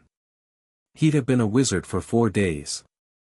But he knew more than most people in that room would expect him to know, because Hermione had been reading since August and shared everything she found, because Ron thought clearly and didn't romanticize anything, because Snape had come to a dungeon door and offered 2 things after Saturday, because McGonagall had made room for him at her table and called Dumbledore to account, because Dumbledore himself had looked at Harry across a desk and said in my arrogance without flinching. And because the hat had said what it said on Monday night, out loud, in front of everyone, because it had been built to protect the school and it had done exactly that. Harry sat in the witness chair and let the quiet of the hall settle around him. The frequency was there, low and persistent. He acknowledged it. Breathed through it. Let it be what it was without being afraid of it. From the entrance hall, a clock struck 1 in the morning. Harry got up, crossed the hall, went up to Gryffindor Tower, and slept without dreaming, deeply and completely, until 6. He was ready. Chapter 4, What the Stones Remember. Saturday morning came in like an apology, pale gold light through high windows, the kind of morning that didn't match the weight of what was about to happen but tried anyway, spreading warmth across cold stone floors and doing its best. Harry was dressed before 6:30. He came down to the common room and found Hermione already there, which surprised nobody, sitting at the table nearest the window with 4 rolls of parchment laid out in front of her like a battle map. She had her hair pulled back with a quill stuck through it and the expression of someone who had been awake since 5 and had made excellent use of the time. "Sit," she said, without looking up. "I've organized everything." Harry sat. "Here." She pushed the first roll of parchment across. "Everything we found in the restricted section, condensed. The mechanism of Horcruxes, the involuntary transference, the survivability condition. In case anyone tries to make it sound more complicated or less documented than it is." She pushed the second. "Timeline. Based on what Dumbledore told you in his office and what we've pieced together. When he would have first known, what he would have needed to investigate, how long the plan has been in place. You built a timeline from what I told you. And from the dates on the books in the restricted section and cross-referenced with what Ron's father mentioned in his letter about the post-war investigation period." And she stopped. "Yes. Basically." Ron came downstairs with the particular expression of someone who had slept well and felt slightly guilty about it. He looked at the parchments. He looked at Harry. "How long has she been up?" "Don't," Hermione said. Ron sat down, picked up the 3rd parchment. "What's this one?" "The Horcrux count," Hermione said. "Dumbledore said potentially 6 objects plus Harry. He said he'd destroyed 1 already. That leaves potentially 5 objects still unaccounted for. I've listed every artifact of Voldemort's known to have existed based on historical records and cross-referenced with the Dark Objects Registry at the Ministry, which is publicly accessible if you know where to look in the library catalog." Harry looked at the list. It had 7 entries, each with a notation, confirmed, suspected, possible, and beside each one a brief description. A ring. A locket. A cup. A diadem, possibly. A snake. A diary. "This is remarkable," Harry said. "It's incomplete," Hermione said. "The snake is a guess. Voldemort had a particular affinity for snakes and Parseltongue, and a living Horcrux is theoretically possible, if extremely unusual. The diary is speculation based on Voldemort's known history. But the locket and cup have documented provenance. They were Slytherin and Hufflepuff artifacts respectively, both known to have been in private wizarding collections." "You found all this in 3 days, Ron said." 3 days and the right sections of the library," Hermione said.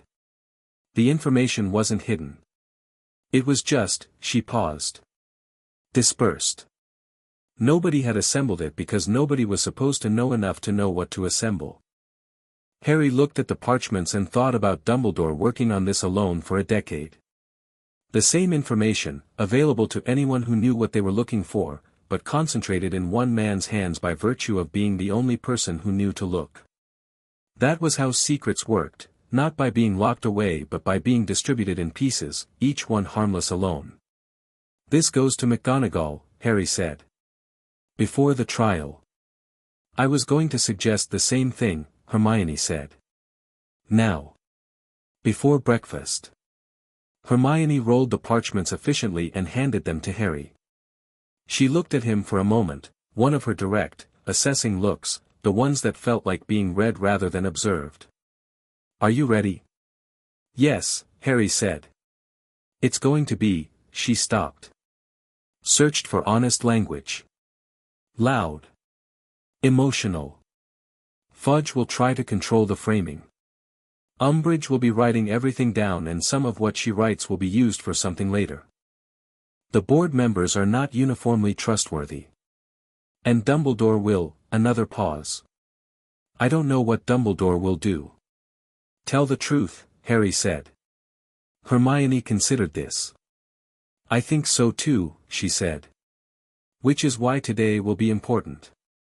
Ron was already standing, his robes straightened with the rough competence of someone who had practiced them on 6 older brothers. Let's go find McGonagall, then.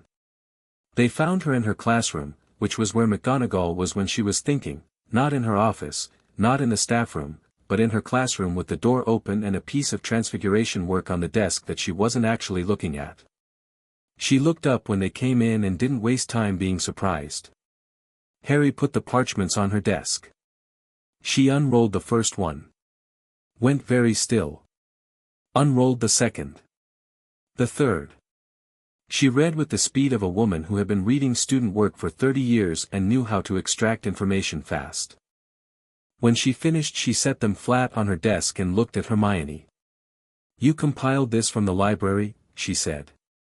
The restricted section and the general catalogue, Hermione confirmed. With the note you gave us. In 3 days. Yes, Professor. McGonagall was quiet for a moment. Then, the Horcrux list, you're aware this is speculative in several entries. Yes. I noted which ones. It will need to be presented as such. Of course. McGonagall looked at Harry. This is very useful, she said. It was a precise compliment, not an effusive one. It meant exactly what it said and no more, which was why it meant considerably more than something florid would have. One more thing, Harry said. Snape. McGonagall's expression became carefully neutral in a way that wasn't neutral at all. He's a spy, Harry said. Or has been. For Dumbledore. I don't know the full shape of it but I'm certain enough. If the trial goes where it needs to go, his role will come up. I don't want it to destroy what he's been doing. McGonagall looked at him for a long moment. What makes you certain? The way he watches things, Harry said. The way he told me about my mother. The fact that he offered to teach me a clemency specifically because the Horcrux in me creates a connection to Voldemort and he understood that without being told. He paused. He knew what to be afraid of. You can only know what to be afraid of if you understand what it is from the inside. McGonagall was quiet. She picked up the parchments, tapped them into alignment, and set them in a drawer she locked. I'll be careful with how I frame certain things, she said. Not a confirmation of Harry's theory. Not a denial. An acknowledgement that care was needed in a specific direction, which was its own kind of answer. Thank you, Professor, Harry said. As they were leaving, McGonagall said, Mr. Potter. He turned. Your mother would have been, she stopped. Chose differently. She was very much like this. Direct. Clear-eyed. Not afraid of what she found. She looked at him steadily. It's a fine thing to carry forward. Harry nodded. He didn't say anything because what she'd said was complete and anything he added would make it smaller. They went to breakfast. The Great Hall was different this morning. The rearrangement from the previous night had been completed overnight, house tables pushed back to the walls, the long inquiry table set across the front facing the single witness chair in the middle. Place settings for the Board of Governors, the ministry delegation, and several chairs that Harry assumed were for staff. The result was a room that was simultaneously familiar and foreign, like a face wearing the wrong expression. Students filed in with the collective uncertainty of people who had been told to come to breakfast and found themselves in a courtroom. First years clustered near the edges, several of them looking for the comfort of proximity to older students. The older students, particularly the seventh years, moved with more contained energy, the kind that accumulates when you're old enough to understand the stakes but young enough to not know what to do with that understanding. Draco Malfoy sat at the Slytherin table with his chin up and his two friends flanking him like punctuation. He was watching the inquiry table with an expression that was working hard to be unreadable and not quite managing it. Harry caught his eye across the hall and Draco held the look for a moment before turning away, not dismissively, Harry thought, but with something less comfortable than dismissal. His father was going to be sitting at that table. Whatever Draco felt about that was probably more complicated than his usual performance suggested. The head table was empty.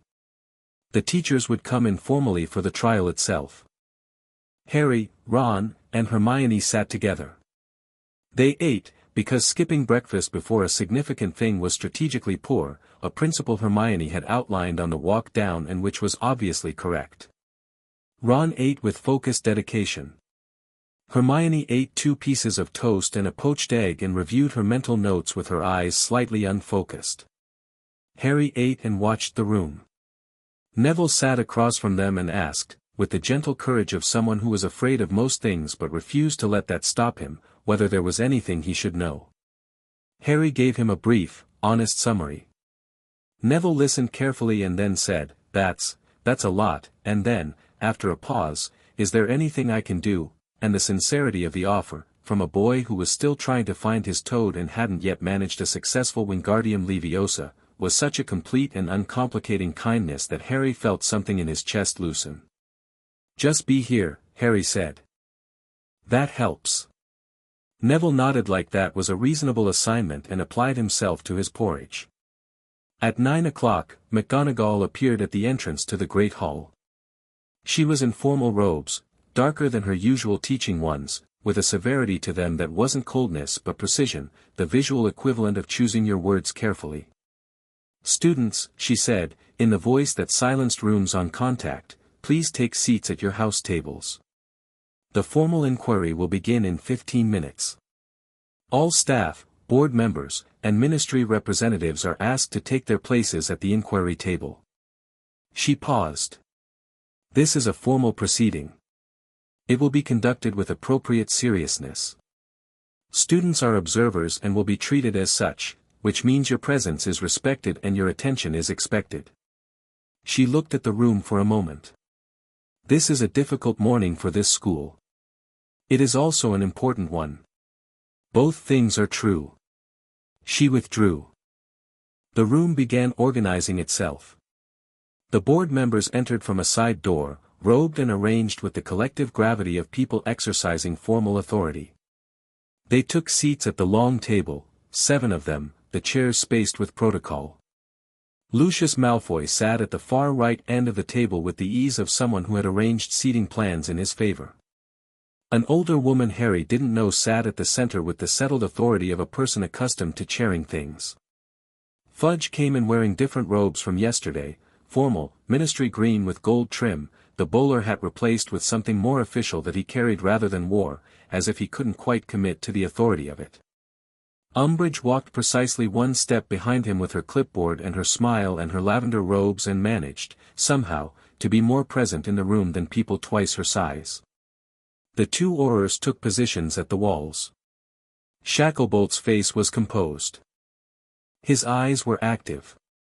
The teachers entered and took seats at the end of the inquiry table, Sprout, Flitwick, Quirrell looking like he was managing a headache of significant severity, several others.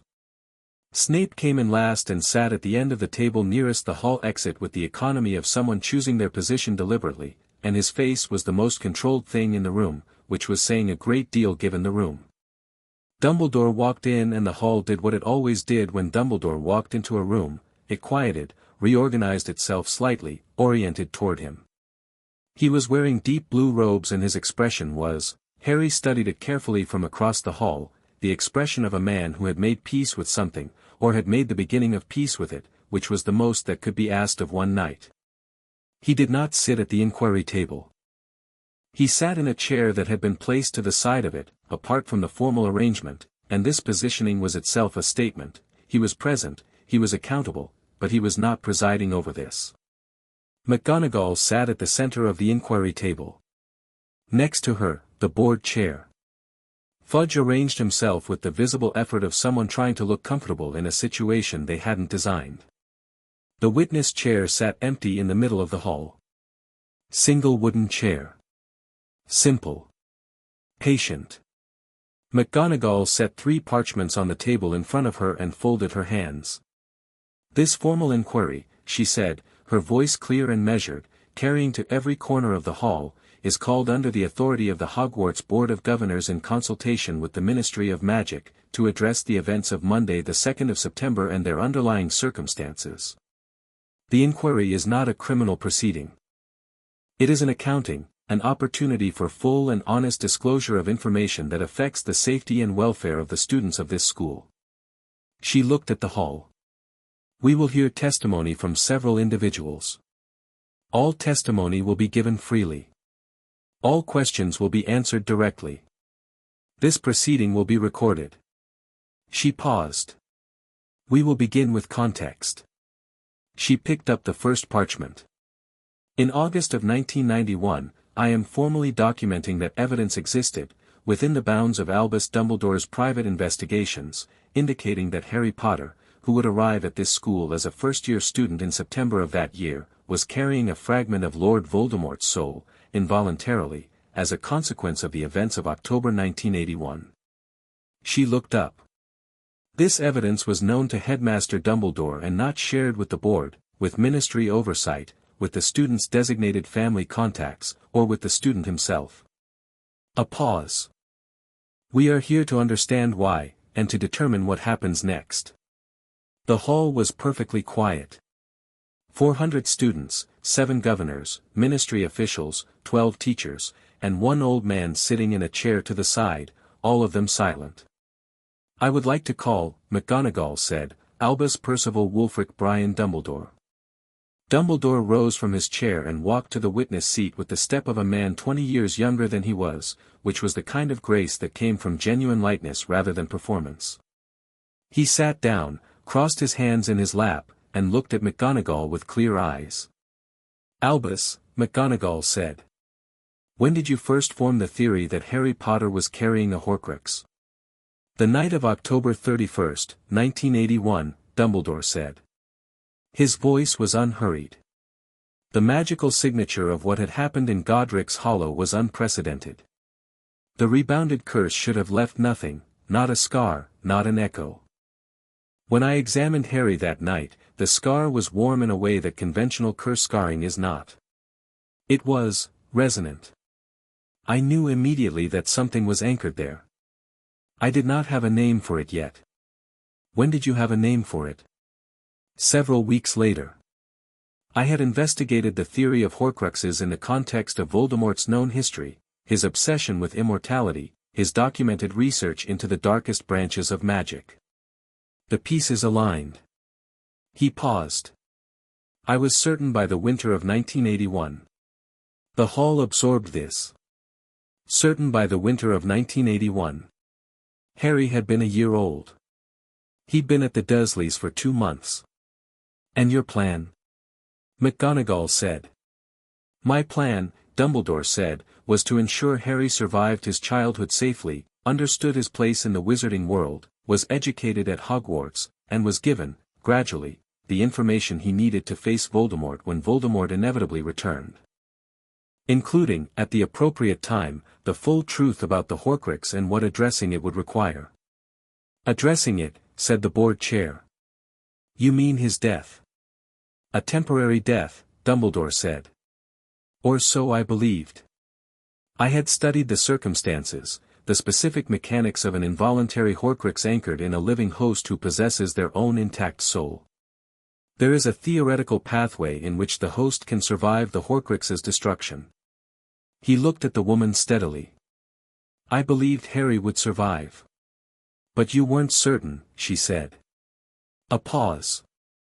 No, Dumbledore said. I was not certain. The murmur that went through the hall was low and sustained and died quickly under the weight of the room. Lucius Malfoy leaned forward. You were prepared to send a child to his death on a theory. Dumbledore turned to look at Malfoy with an expression of such precise, undeceived attention that Malfoy, despite himself, leaned slightly back. I was prepared to give a young man the information needed to make an informed choice, Dumbledore said. At the appropriate time, when he was old enough to. He's 11, Malfoy said. He was always going to be 11 when he arrived here. And your plan was already in place before he arrived. Yes, Dumbledore said.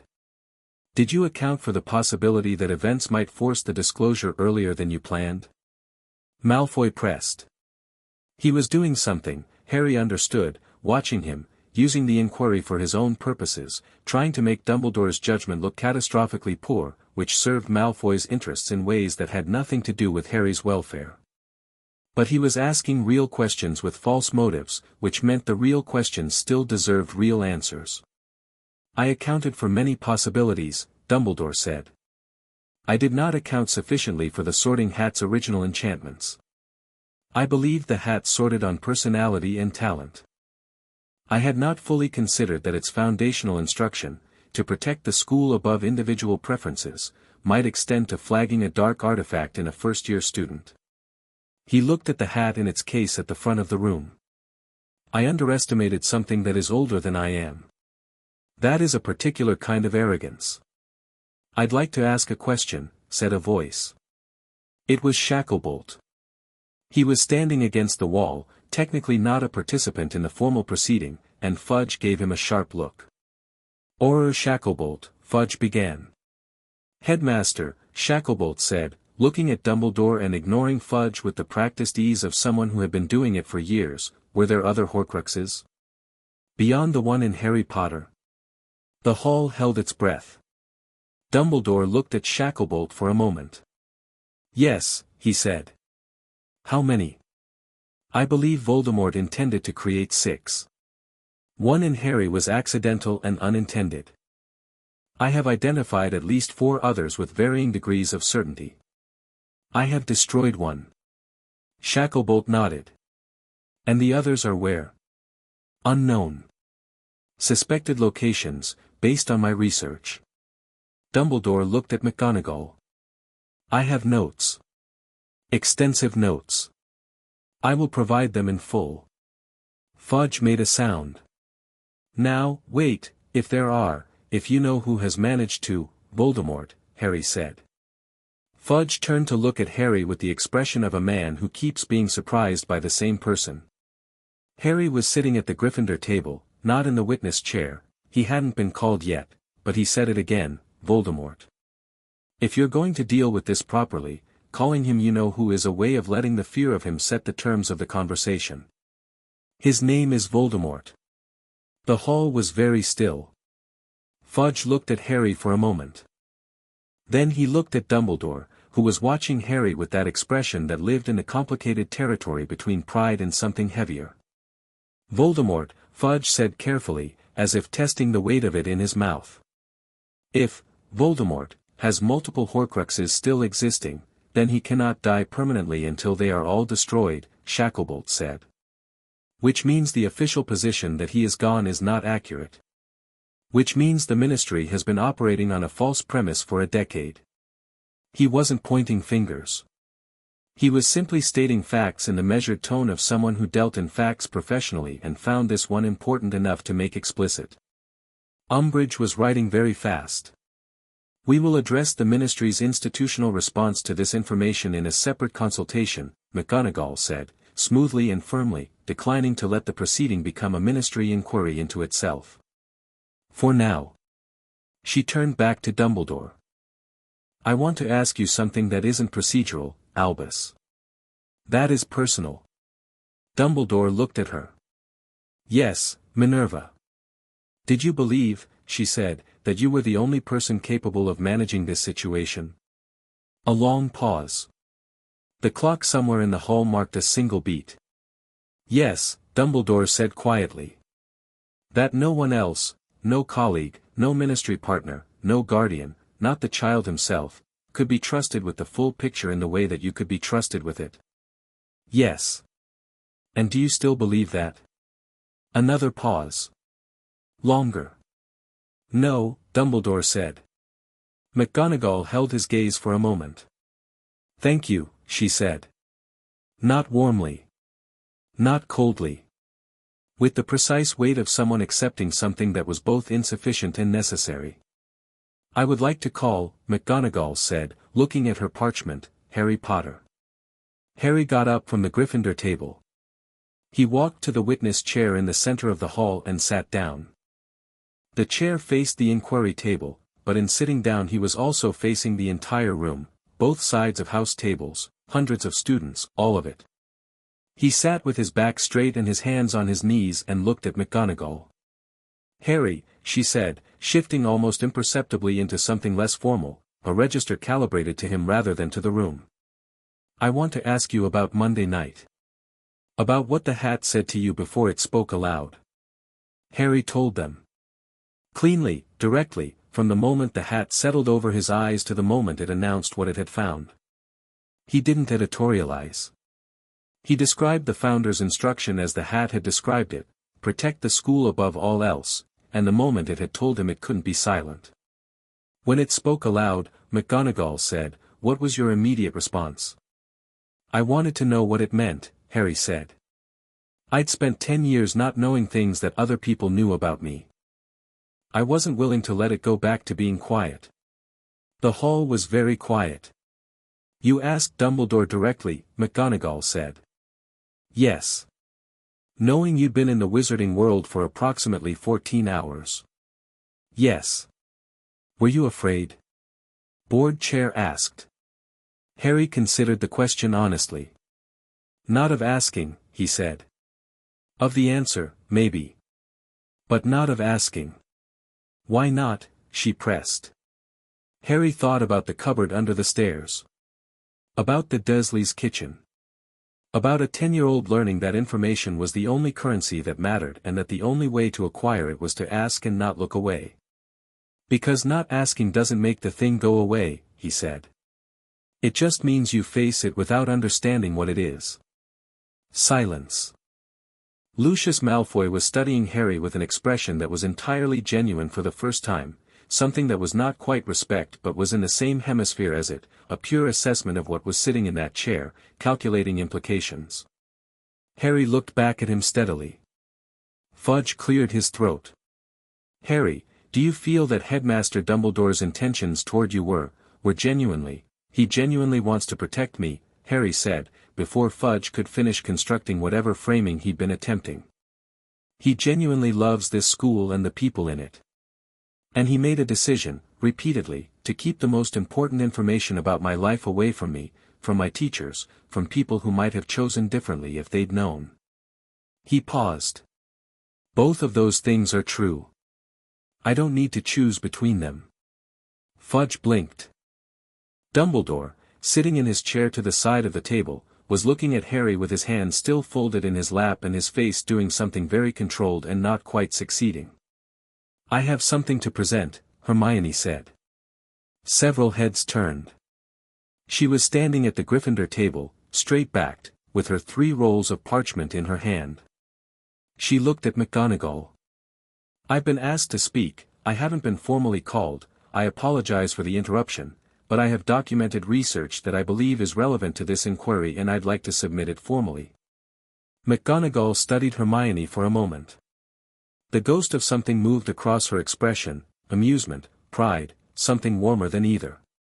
Miss Granger, she said. Please approach. Hermione walked to the inquiry table with the composure of someone who had rehearsed this without realizing she was rehearsing, and laid the 3 parchments before McGonagall. The first is a summary of the mechanics of Horcruxes, sourced from the restricted section with your written permission, she said. The second is a timeline of what Headmaster Dumbledore would have known and when, cross-referenced with documented events. The third is a preliminary list of potential Horcrux objects, with sourcing and confidence levels noted. She had the room's complete attention. "How old are you?" the board chair asked. 11, Hermione said. "You compiled this in 3 days?" "With Mr. Potter and Mr. Weasley," Hermione said. "Yes." McGonagall unrolled the third parchment. She read it. She passed it to the board chair. The board chair read it and passed it, without comment, to Shacklebolt. Shacklebolt read it and went very still. He looked at Hermione. "The locket," he said. "You're sourcing on the locket." Slytherin's locket was documented as existing in private collections as recently as 1975, Hermione said. It disappeared from records at a point that coincides with the height of Voldemort's power. Given his known history with Slytherin's artifacts and lineage, it was at number 12, Grimmauld Place, Shacklebolt said. The hall went very quiet. "Was," Hermione said, not a question. "The Black family home," Shacklebolt said. He was not looking at Lucius Malfoy, which was a pointed kind of not looking. "It may have moved." Dumbledore looked at Shacklebolt with an expression of sharp, focused attention. "You know the Black family inventory?" "I've been doing my own research," Shacklebolt said simply. "Into some things I wasn't officially assigned to research." He met Dumbledore's eyes. "I've been doing it for about 2 years." Another silence. "Of a different quality this time." "Then you've been working toward the same end," Dumbledore said. "Without the benefit of your notes," Shacklebolt said. "Yes. You will have them," Dumbledore said. "All of them. Today." Fudge opened his mouth. Closed it. Opened it again. "I want it stated formally," he said, in the slightly dazed tone of a man assembling authority retroactively, that the Ministry of Magic is now formally engaged in the matter of Voldemort's, of the Horcrux situation. "And that this will be a coordinated, the Ministry's engagement is welcome," McGonagall said. "With the condition that Harry Potter's welfare, safety, and full and ongoing access to information about his own situation is non-negotiable and will not be subject to Ministry oversight or management." She looked at Fudge directly. "He is a child in our care. He is not an asset." Fudge looked at McGonagall. Looked at Harry. Looked at the 400 students watching from the house tables. Looked at Umbridge, who was writing, and at his Aurors, one of whom had apparently been doing unsanctioned research for 2 years. "Agreed," Fudge said. Harry had not expected that to be so easy. He stored the thought that it probably wasn't as easy as it looked, that Fudge's agreement now didn't prevent complications later, that Umbridge's clipboard was full of notes that would be used for something. But Fudge had said it in front of 400 witnesses. That mattered. "Is there anything else you'd like to say?" McGonagall asked Harry.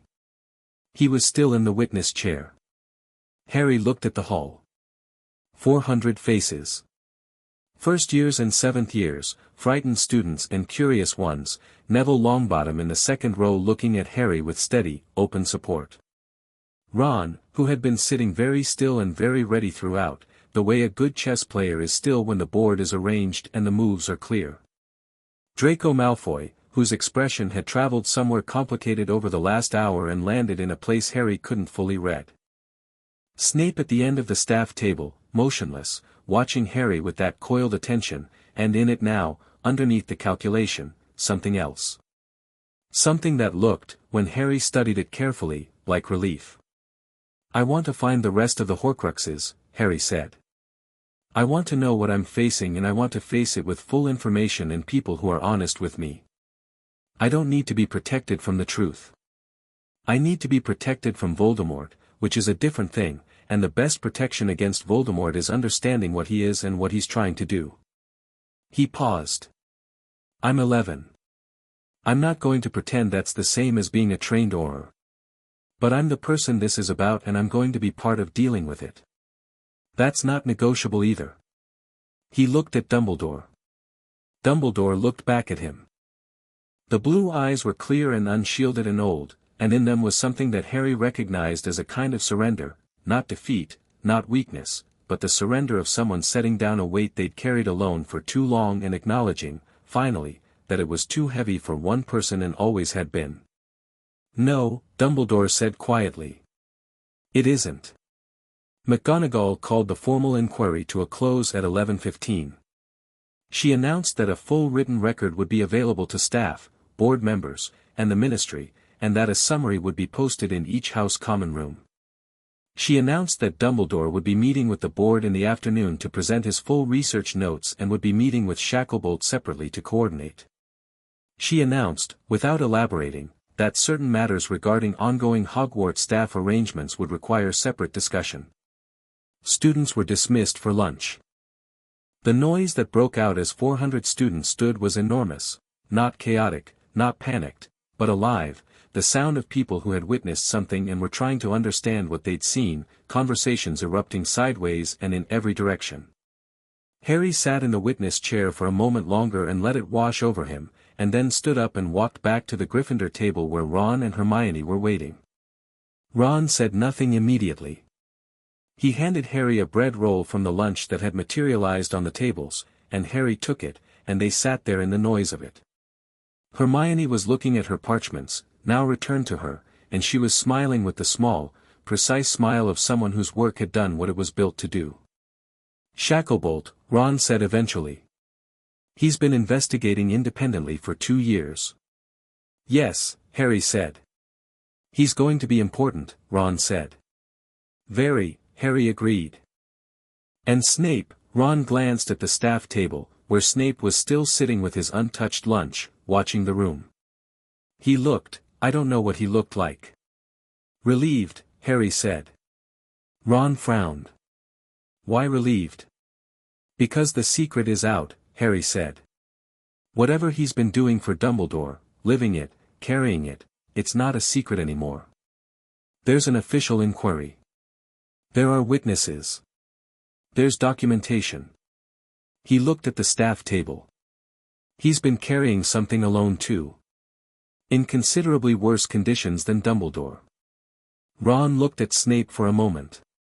Looked back at his plate. I'm going to have to rethink a few things about him, aren't I? Probably, Harry said. Annoying, Ron said, and ate his bread roll. Late afternoon.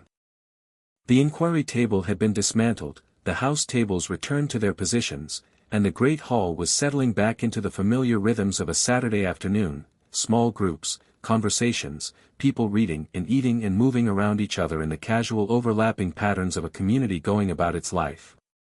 Harry was in the corridor outside the library when Dumbledore found him.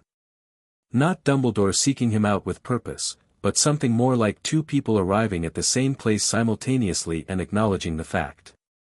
They stood in the corridor for a moment without speaking. You were very direct, Dumbledore said. In there.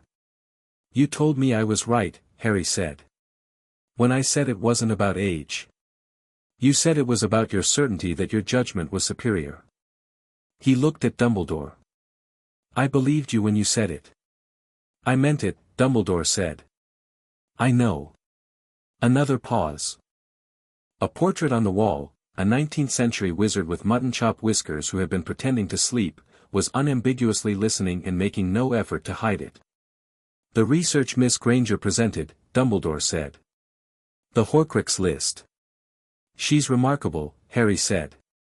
She is, Dumbledore agreed. The diary is correct, by the way. I should have listed it myself. It was created early, during Voldemort's school years. It's more dangerous than the others in certain ways.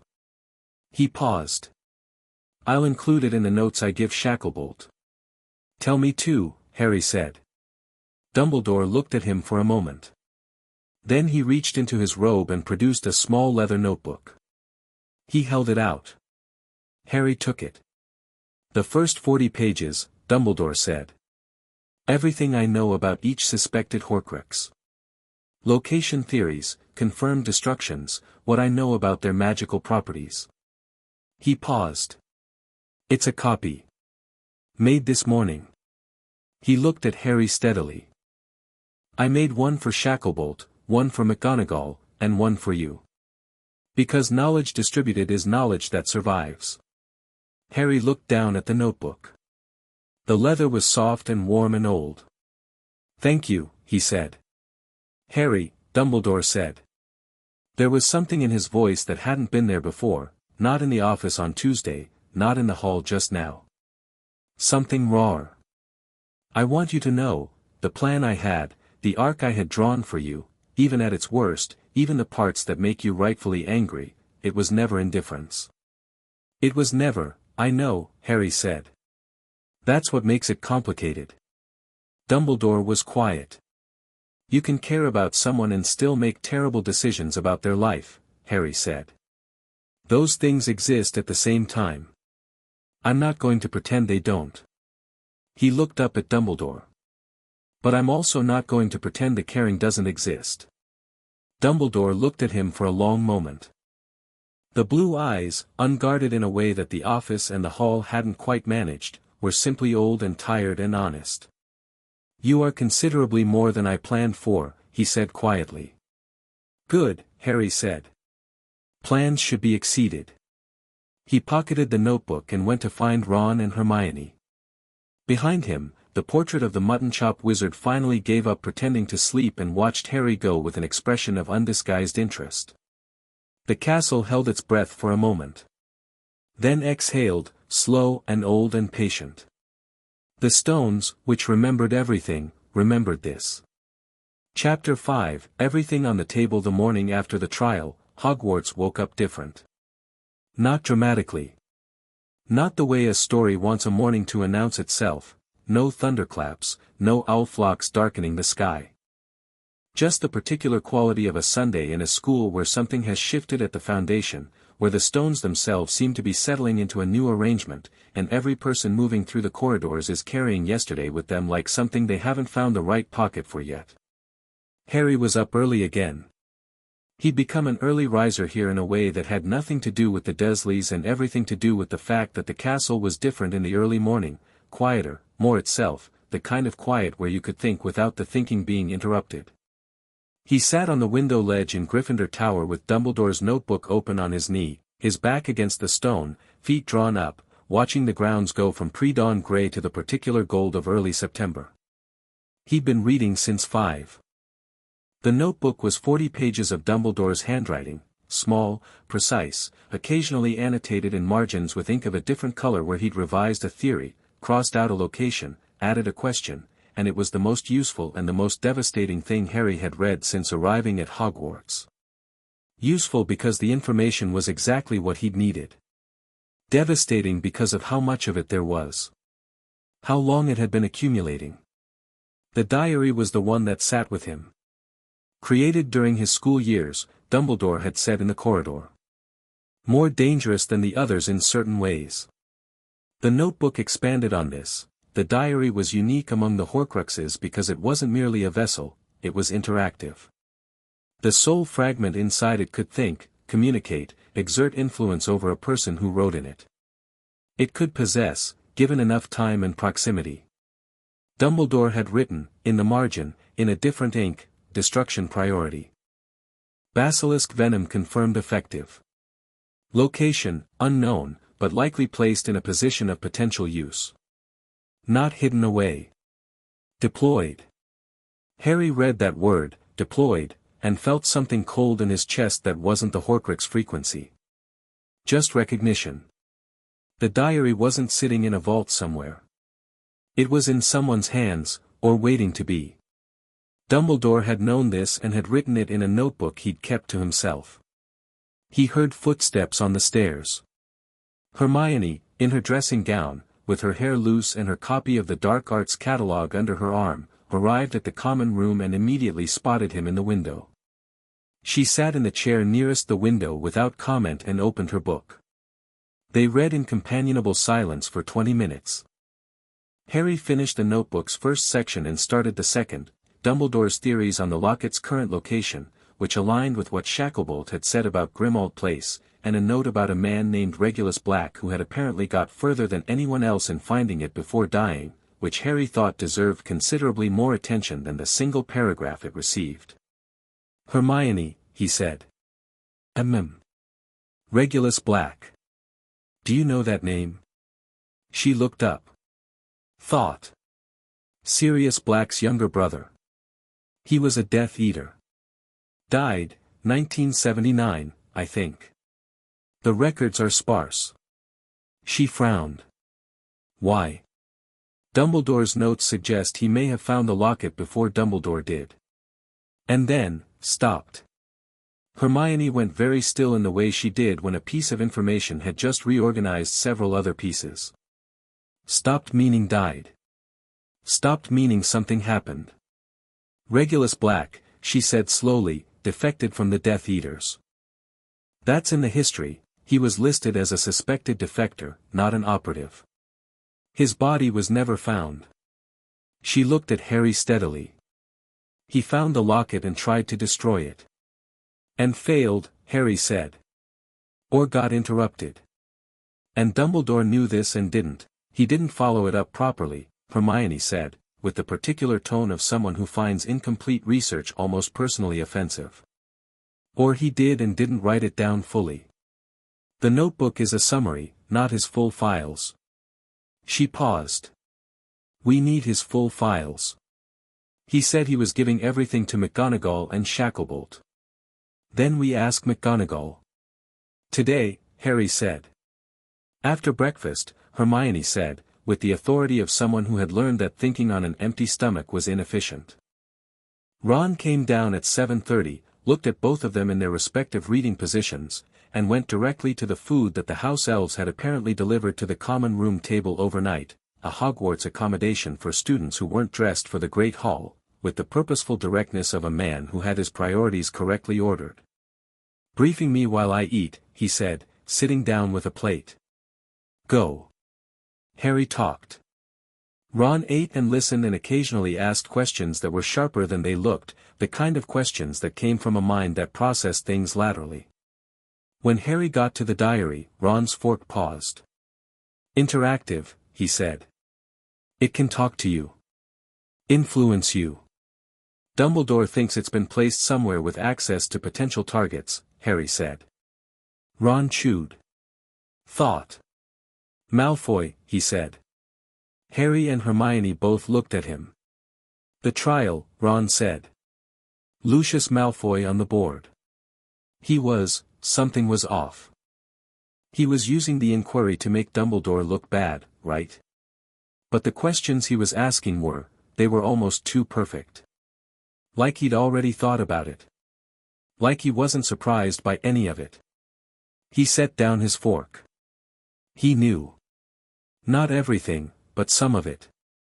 He knew about the Horcruxes before yesterday.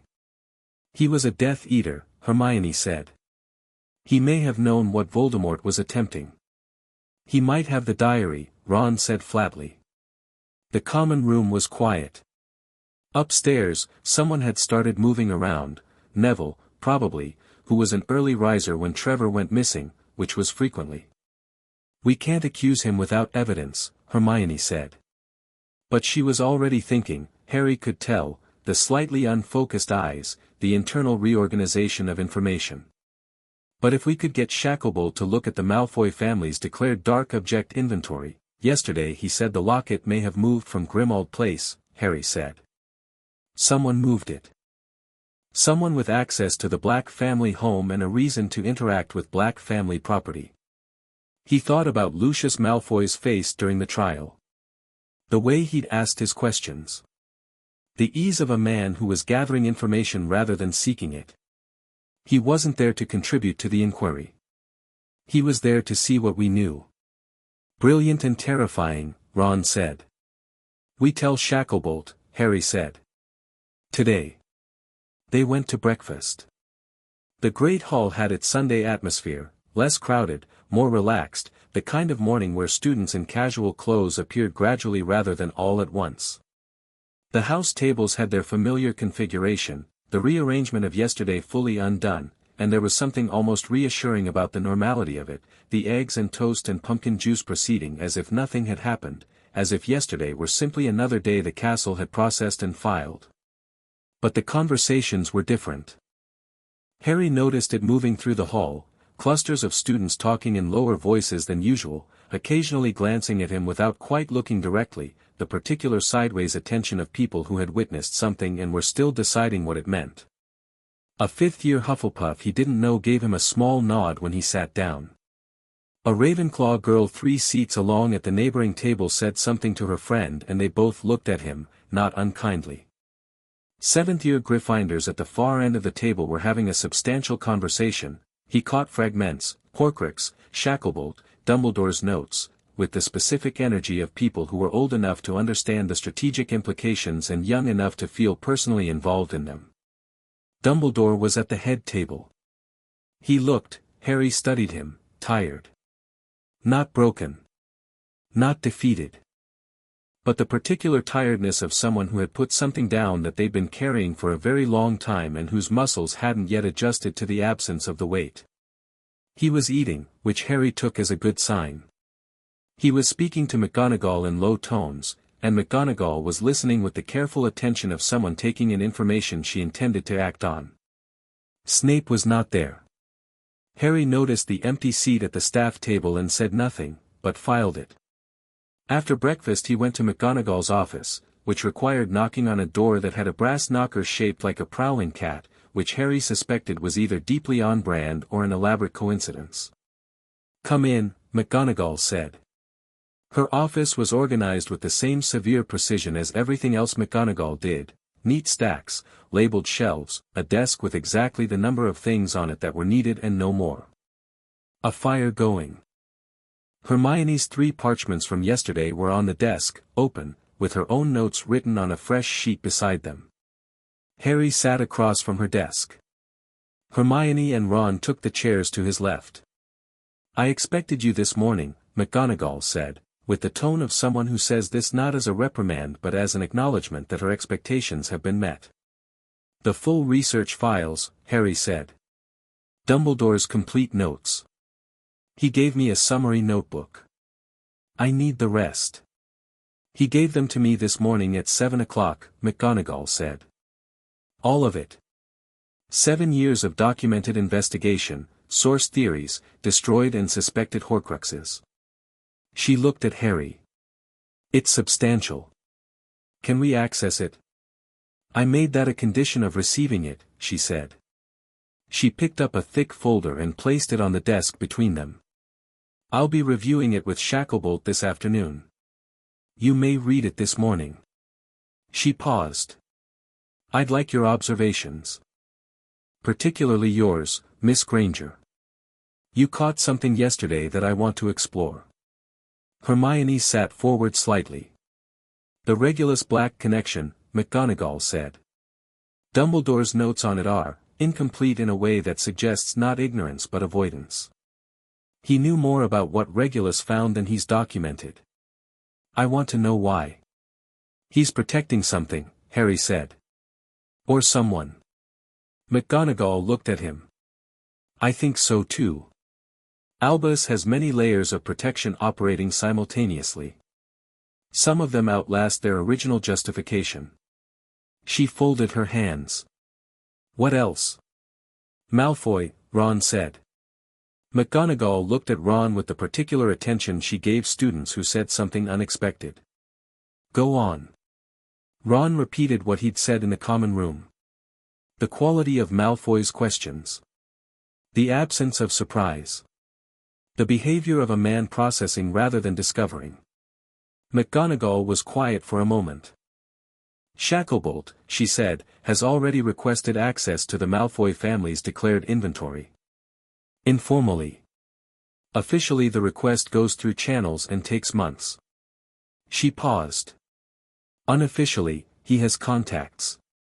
He's been doing this for 2 years, Harry said. "He's been doing this longer than 2 years, McGonagall said. He told me last night." He's been suspicious of Voldemort's continued existence since 1985. He's been working inside the ministry, carefully, and outside it when necessary. He was assigned to Fudge's delegation by scheduling accident and has been thanking that scheduling accident quietly since Monday. He's going to be important, Harry said, echoing Ron's assessment from yesterday. He already is, McGonagall said. I want you three to read those files. Today. Take notes. Whatever you find that I should know, tell me tonight. She looked at each of them in turn. This is not an assignment. You are not obligated. But your research yesterday was more comprehensive than anything I'd managed, and I would rather have your eyes on this than not. We'll read it, Harry said. They spent the morning in McGonagall's office because she left them there with the files and a plate of biscuits that appeared on the desk approximately 45 minutes in via what Harry was increasingly convinced was just McGonagall quietly performing domestic magic with the confidence of someone who considered feeding students a professional responsibility. The files were extraordinary. 7 years of Dumbledore's handwriting, organized by Horcrux and date and confidence level, cross-referenced and annotated and occasionally arguing with itself across margins in 2 different inks.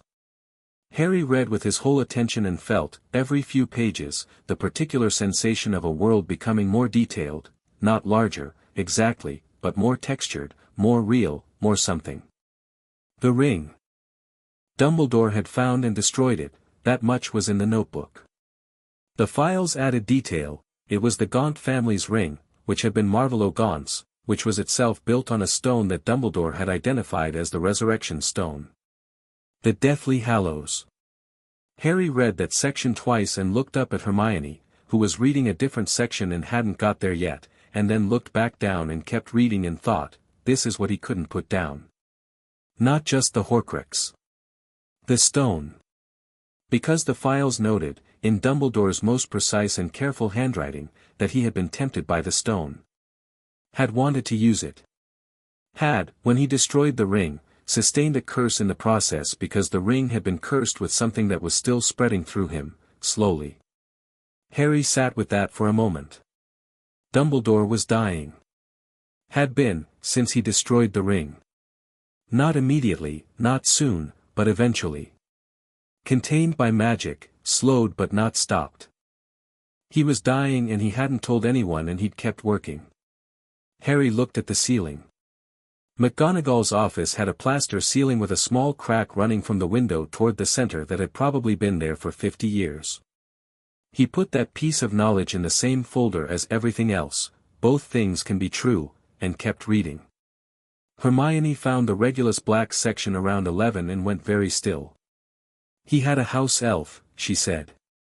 Ron looked up from his section, which was on the cup, Helga Hufflepuff's cup, suspected to be in Gringotts, in the Lestrange Vault, which was one of the most secure locations in the wizarding world and was going to present a significant challenge. Regulus Black, Hermione said. He had a house elf named Creature. The elf he's still alive, technically. He's at Grimmauld Place. He was there when Regulus found the locket. He knows what happened. An elf has been sitting at Grimmauld Place for 12 years knowing where a Horcrux is, Ron said slowly. Knowing what happened to it, Hermione corrected. Whether the locket is still there or was moved, the elf would know. House elves remember everything that happens in their houses. She looked at Harry. Creature is technically under the authority of whoever is the current Black Heir. Which is Sirius Black, Harry said. Who is in Azkaban. A pause. For something he may or may not have done, Hermione said carefully. Dumbledore's files mention him twice. Look. She slid a section of parchment across. Harry read it. Dumbledore's notes on Sirius Black were brief, almost deliberately brief, which was its own kind of information, noting that Black had been convicted without a trial, sentenced to Azkaban in the immediate aftermath of the war, and that Dumbledore had accepted the conviction without pushing for formal proceedings. Harry looked at the parchment. Read it again. No trial, he said. No trial, Hermione confirmed. Ron made a sound. That's not legal. Is it? Can they do that? They did, Harry said. He set the parchment down. He was thinking about what else might exist in Azkaban without a trial. What else the chaos of the immediate post-war period had swallowed up without proper accounting. What other things had been managed quietly and efficiently by people with the authority to manage them and the certainty that they knew best. Shacklebolt, he said. I was thinking the same thing, Hermione said. They spent the afternoon looking for him.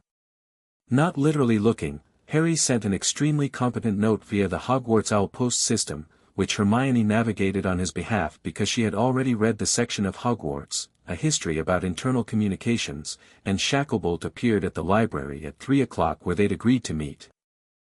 He was in plain robes, off the clock in theory, which Harry suspected was becoming a theoretical concept for him in this particular context.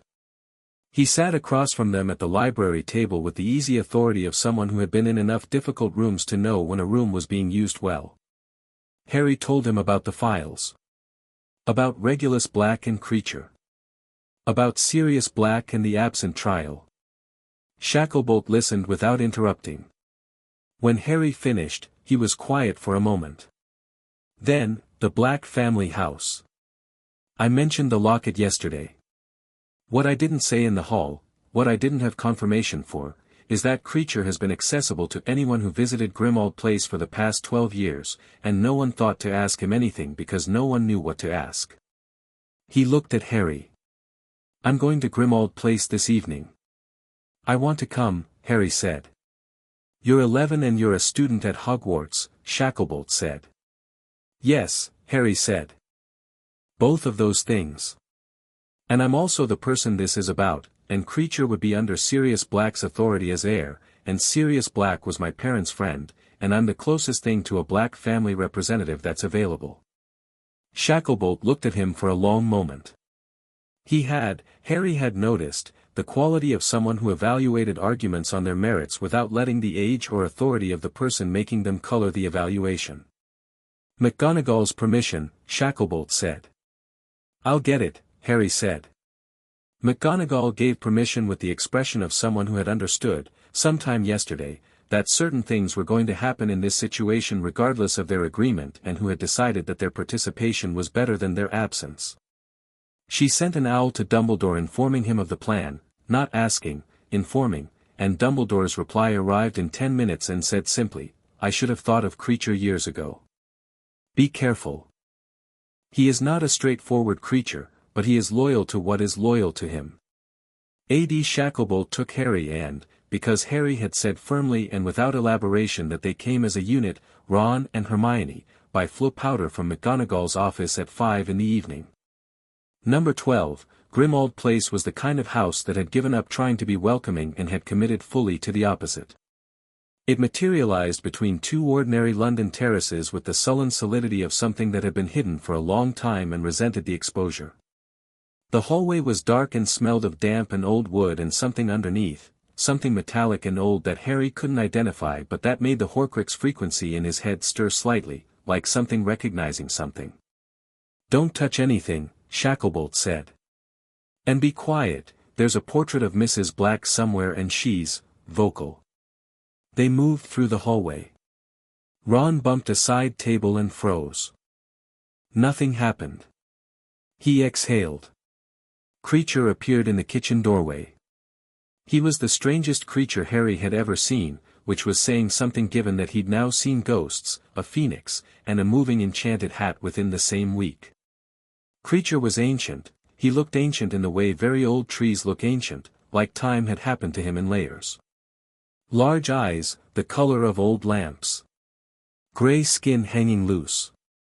He was wearing what appeared to be an extremely old pillowcase as a garment, and he carried himself with the dignity of someone who considered their living situation below them but would die before admitting that the solution was to leave.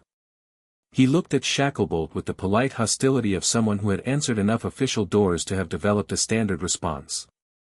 Then he looked at Harry. Something happened in Creature's expression that Harry hadn't expected, a deep, complicated shift, like watching tectonic plates move in miniature. Recognition, yes, but not the recognition of seeing a face you know. Something else. Something that was about the space Harry occupied rather than his face. About what he represented to a very old creature in a very old house. Master's friend's child, creature said. His voice was like stones in a tin. The Potter boy. Come to creature's kitchen. They followed him in. The kitchen was dark and large and would have been impressive 50 years ago. Creature moved to the stove and began doing something with a kettle that wasn't, Harry thought, really about tea but was about having something to do with his hands. Creature, Shacklebolt said carefully. We're here about Regulus. The kettle in Creature's hands went still. Master Regulus, Creature said. Just the name. The weight in it was enormous. He sent you somewhere, Shacklebolt said. Years ago. Before he died. He sent you on a task. Creature turned from the stove. His face was doing something that would have been hard to watch if Harry had been in the habit of looking away from difficult things. Master Regulus told Creature to take the locket, Creature said. To take it and destroy it. Creature tried. Creature couldn't. He looked down at his hands. Creature is sorry. Creature tried and couldn't and came back and Master Regulus, he stopped. Where is the locket now? Harry said. Creature looked at him. The old lamp-colored eyes were steady and very full of something very old. Creature kept it, he said. Kept it safe.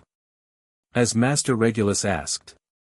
Waiting for someone who could do what Creature couldn't. He went to the corner of the kitchen and moved a loose stone from the floor, no magic, just strength and familiarity, the knowledge of every inch of a house you've served for decades, and produced from the gap beneath it a small, heavy locket on a chain. The Horcrux frequency in Harry's head spiked hard. He felt it like a hand pressed against his skull from the inside, not painful, but aggressive, insistent, the soul fragment recognizing its kin across the space of the kitchen. Harry breathed through it. Controlled it.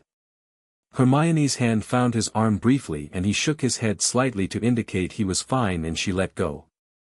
Shacklebolt took the locket carefully, not touching the surface with bare skin, using a cloth from his robe pocket. He studied it. His face was very controlled. Slytherin's locket, he said. Yes, Creature said. And Regulus found it and tried to destroy it and, he went back for the original, Creature said. Swapped it. Took the real one. Tried to destroy it himself. He looked at Shacklebolt steadily. Master Regulus died for it. Creature has been waiting. The kitchen was very quiet. Through the window, London's early evening light was doing what it did in autumn, going golden and long-shadowed. Harry looked at the locket in Shacklebolt's cloth-wrapped hand and thought about Regulus Black, a Death Eater who had changed his mind, alone, without anyone knowing, who had sent his house elf back to safety and gone himself and died trying to do something that he understood the importance of without anyone to tell him it mattered. He was 17, Hermione said softly. She'd apparently been making the same calculation. Nobody said anything for a moment. Creature, Harry said. Thank you. For keeping it. For waiting. Creature looked at Harry. The ancient, lamp-colored eyes. Master Regulus would have liked to know it mattered, he said. It did, Harry said. It does.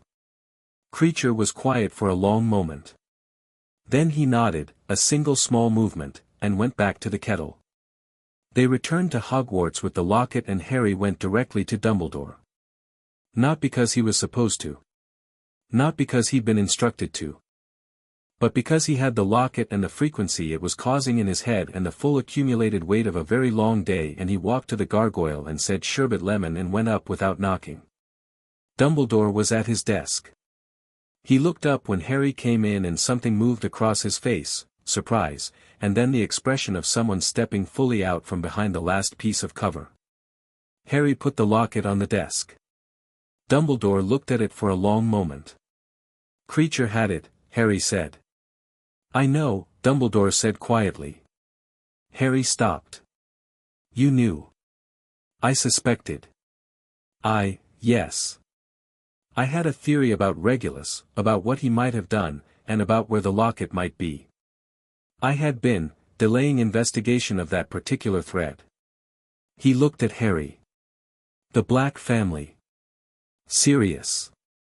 If I went to Grimmauld Place it would have forced questions about Sirius's imprisonment he stopped. That I wasn't ready to answer. Harry sat down across from the desk. He didn't say anything for a moment. He didn't get a trial, Harry said. No, Dumbledore said. You could have pushed for one. Yes. Why didn't you? Dumbledore was quiet for a longer moment than most of the silences Harry had sat through with him, and those had been substantial. The fire crackled. Fawkes was on his perch and was watching both of them with his ancient, unblinking, amber eyes. Because in the chaos of that week, Dumbledore said, I believed the evidence against Sirius was conclusive. I was wrong. I knew I might be wrong, and I chose not to look more carefully because looking carefully would have required acknowledging uncertainty I did not want to hold. He paused. Another decision made from the certainty that I knew best. That I could evaluate the situation correctly without the mechanisms that exist to catch human error. Harry looked at him.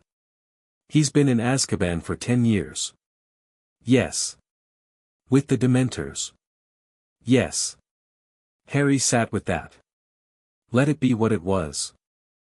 A man in Azkaban for a decade for something he might not have done. A house elf in a dark kitchen keeping a locket in a hole in the floor and waiting. A 17-year-old who died alone trying to do the right thing without anyone to tell him it counted. The accumulation of Dumbledore's certainty had consequences that spread more actions. Write the next chapter now, thinking, more actions. Claude Sonnet 4.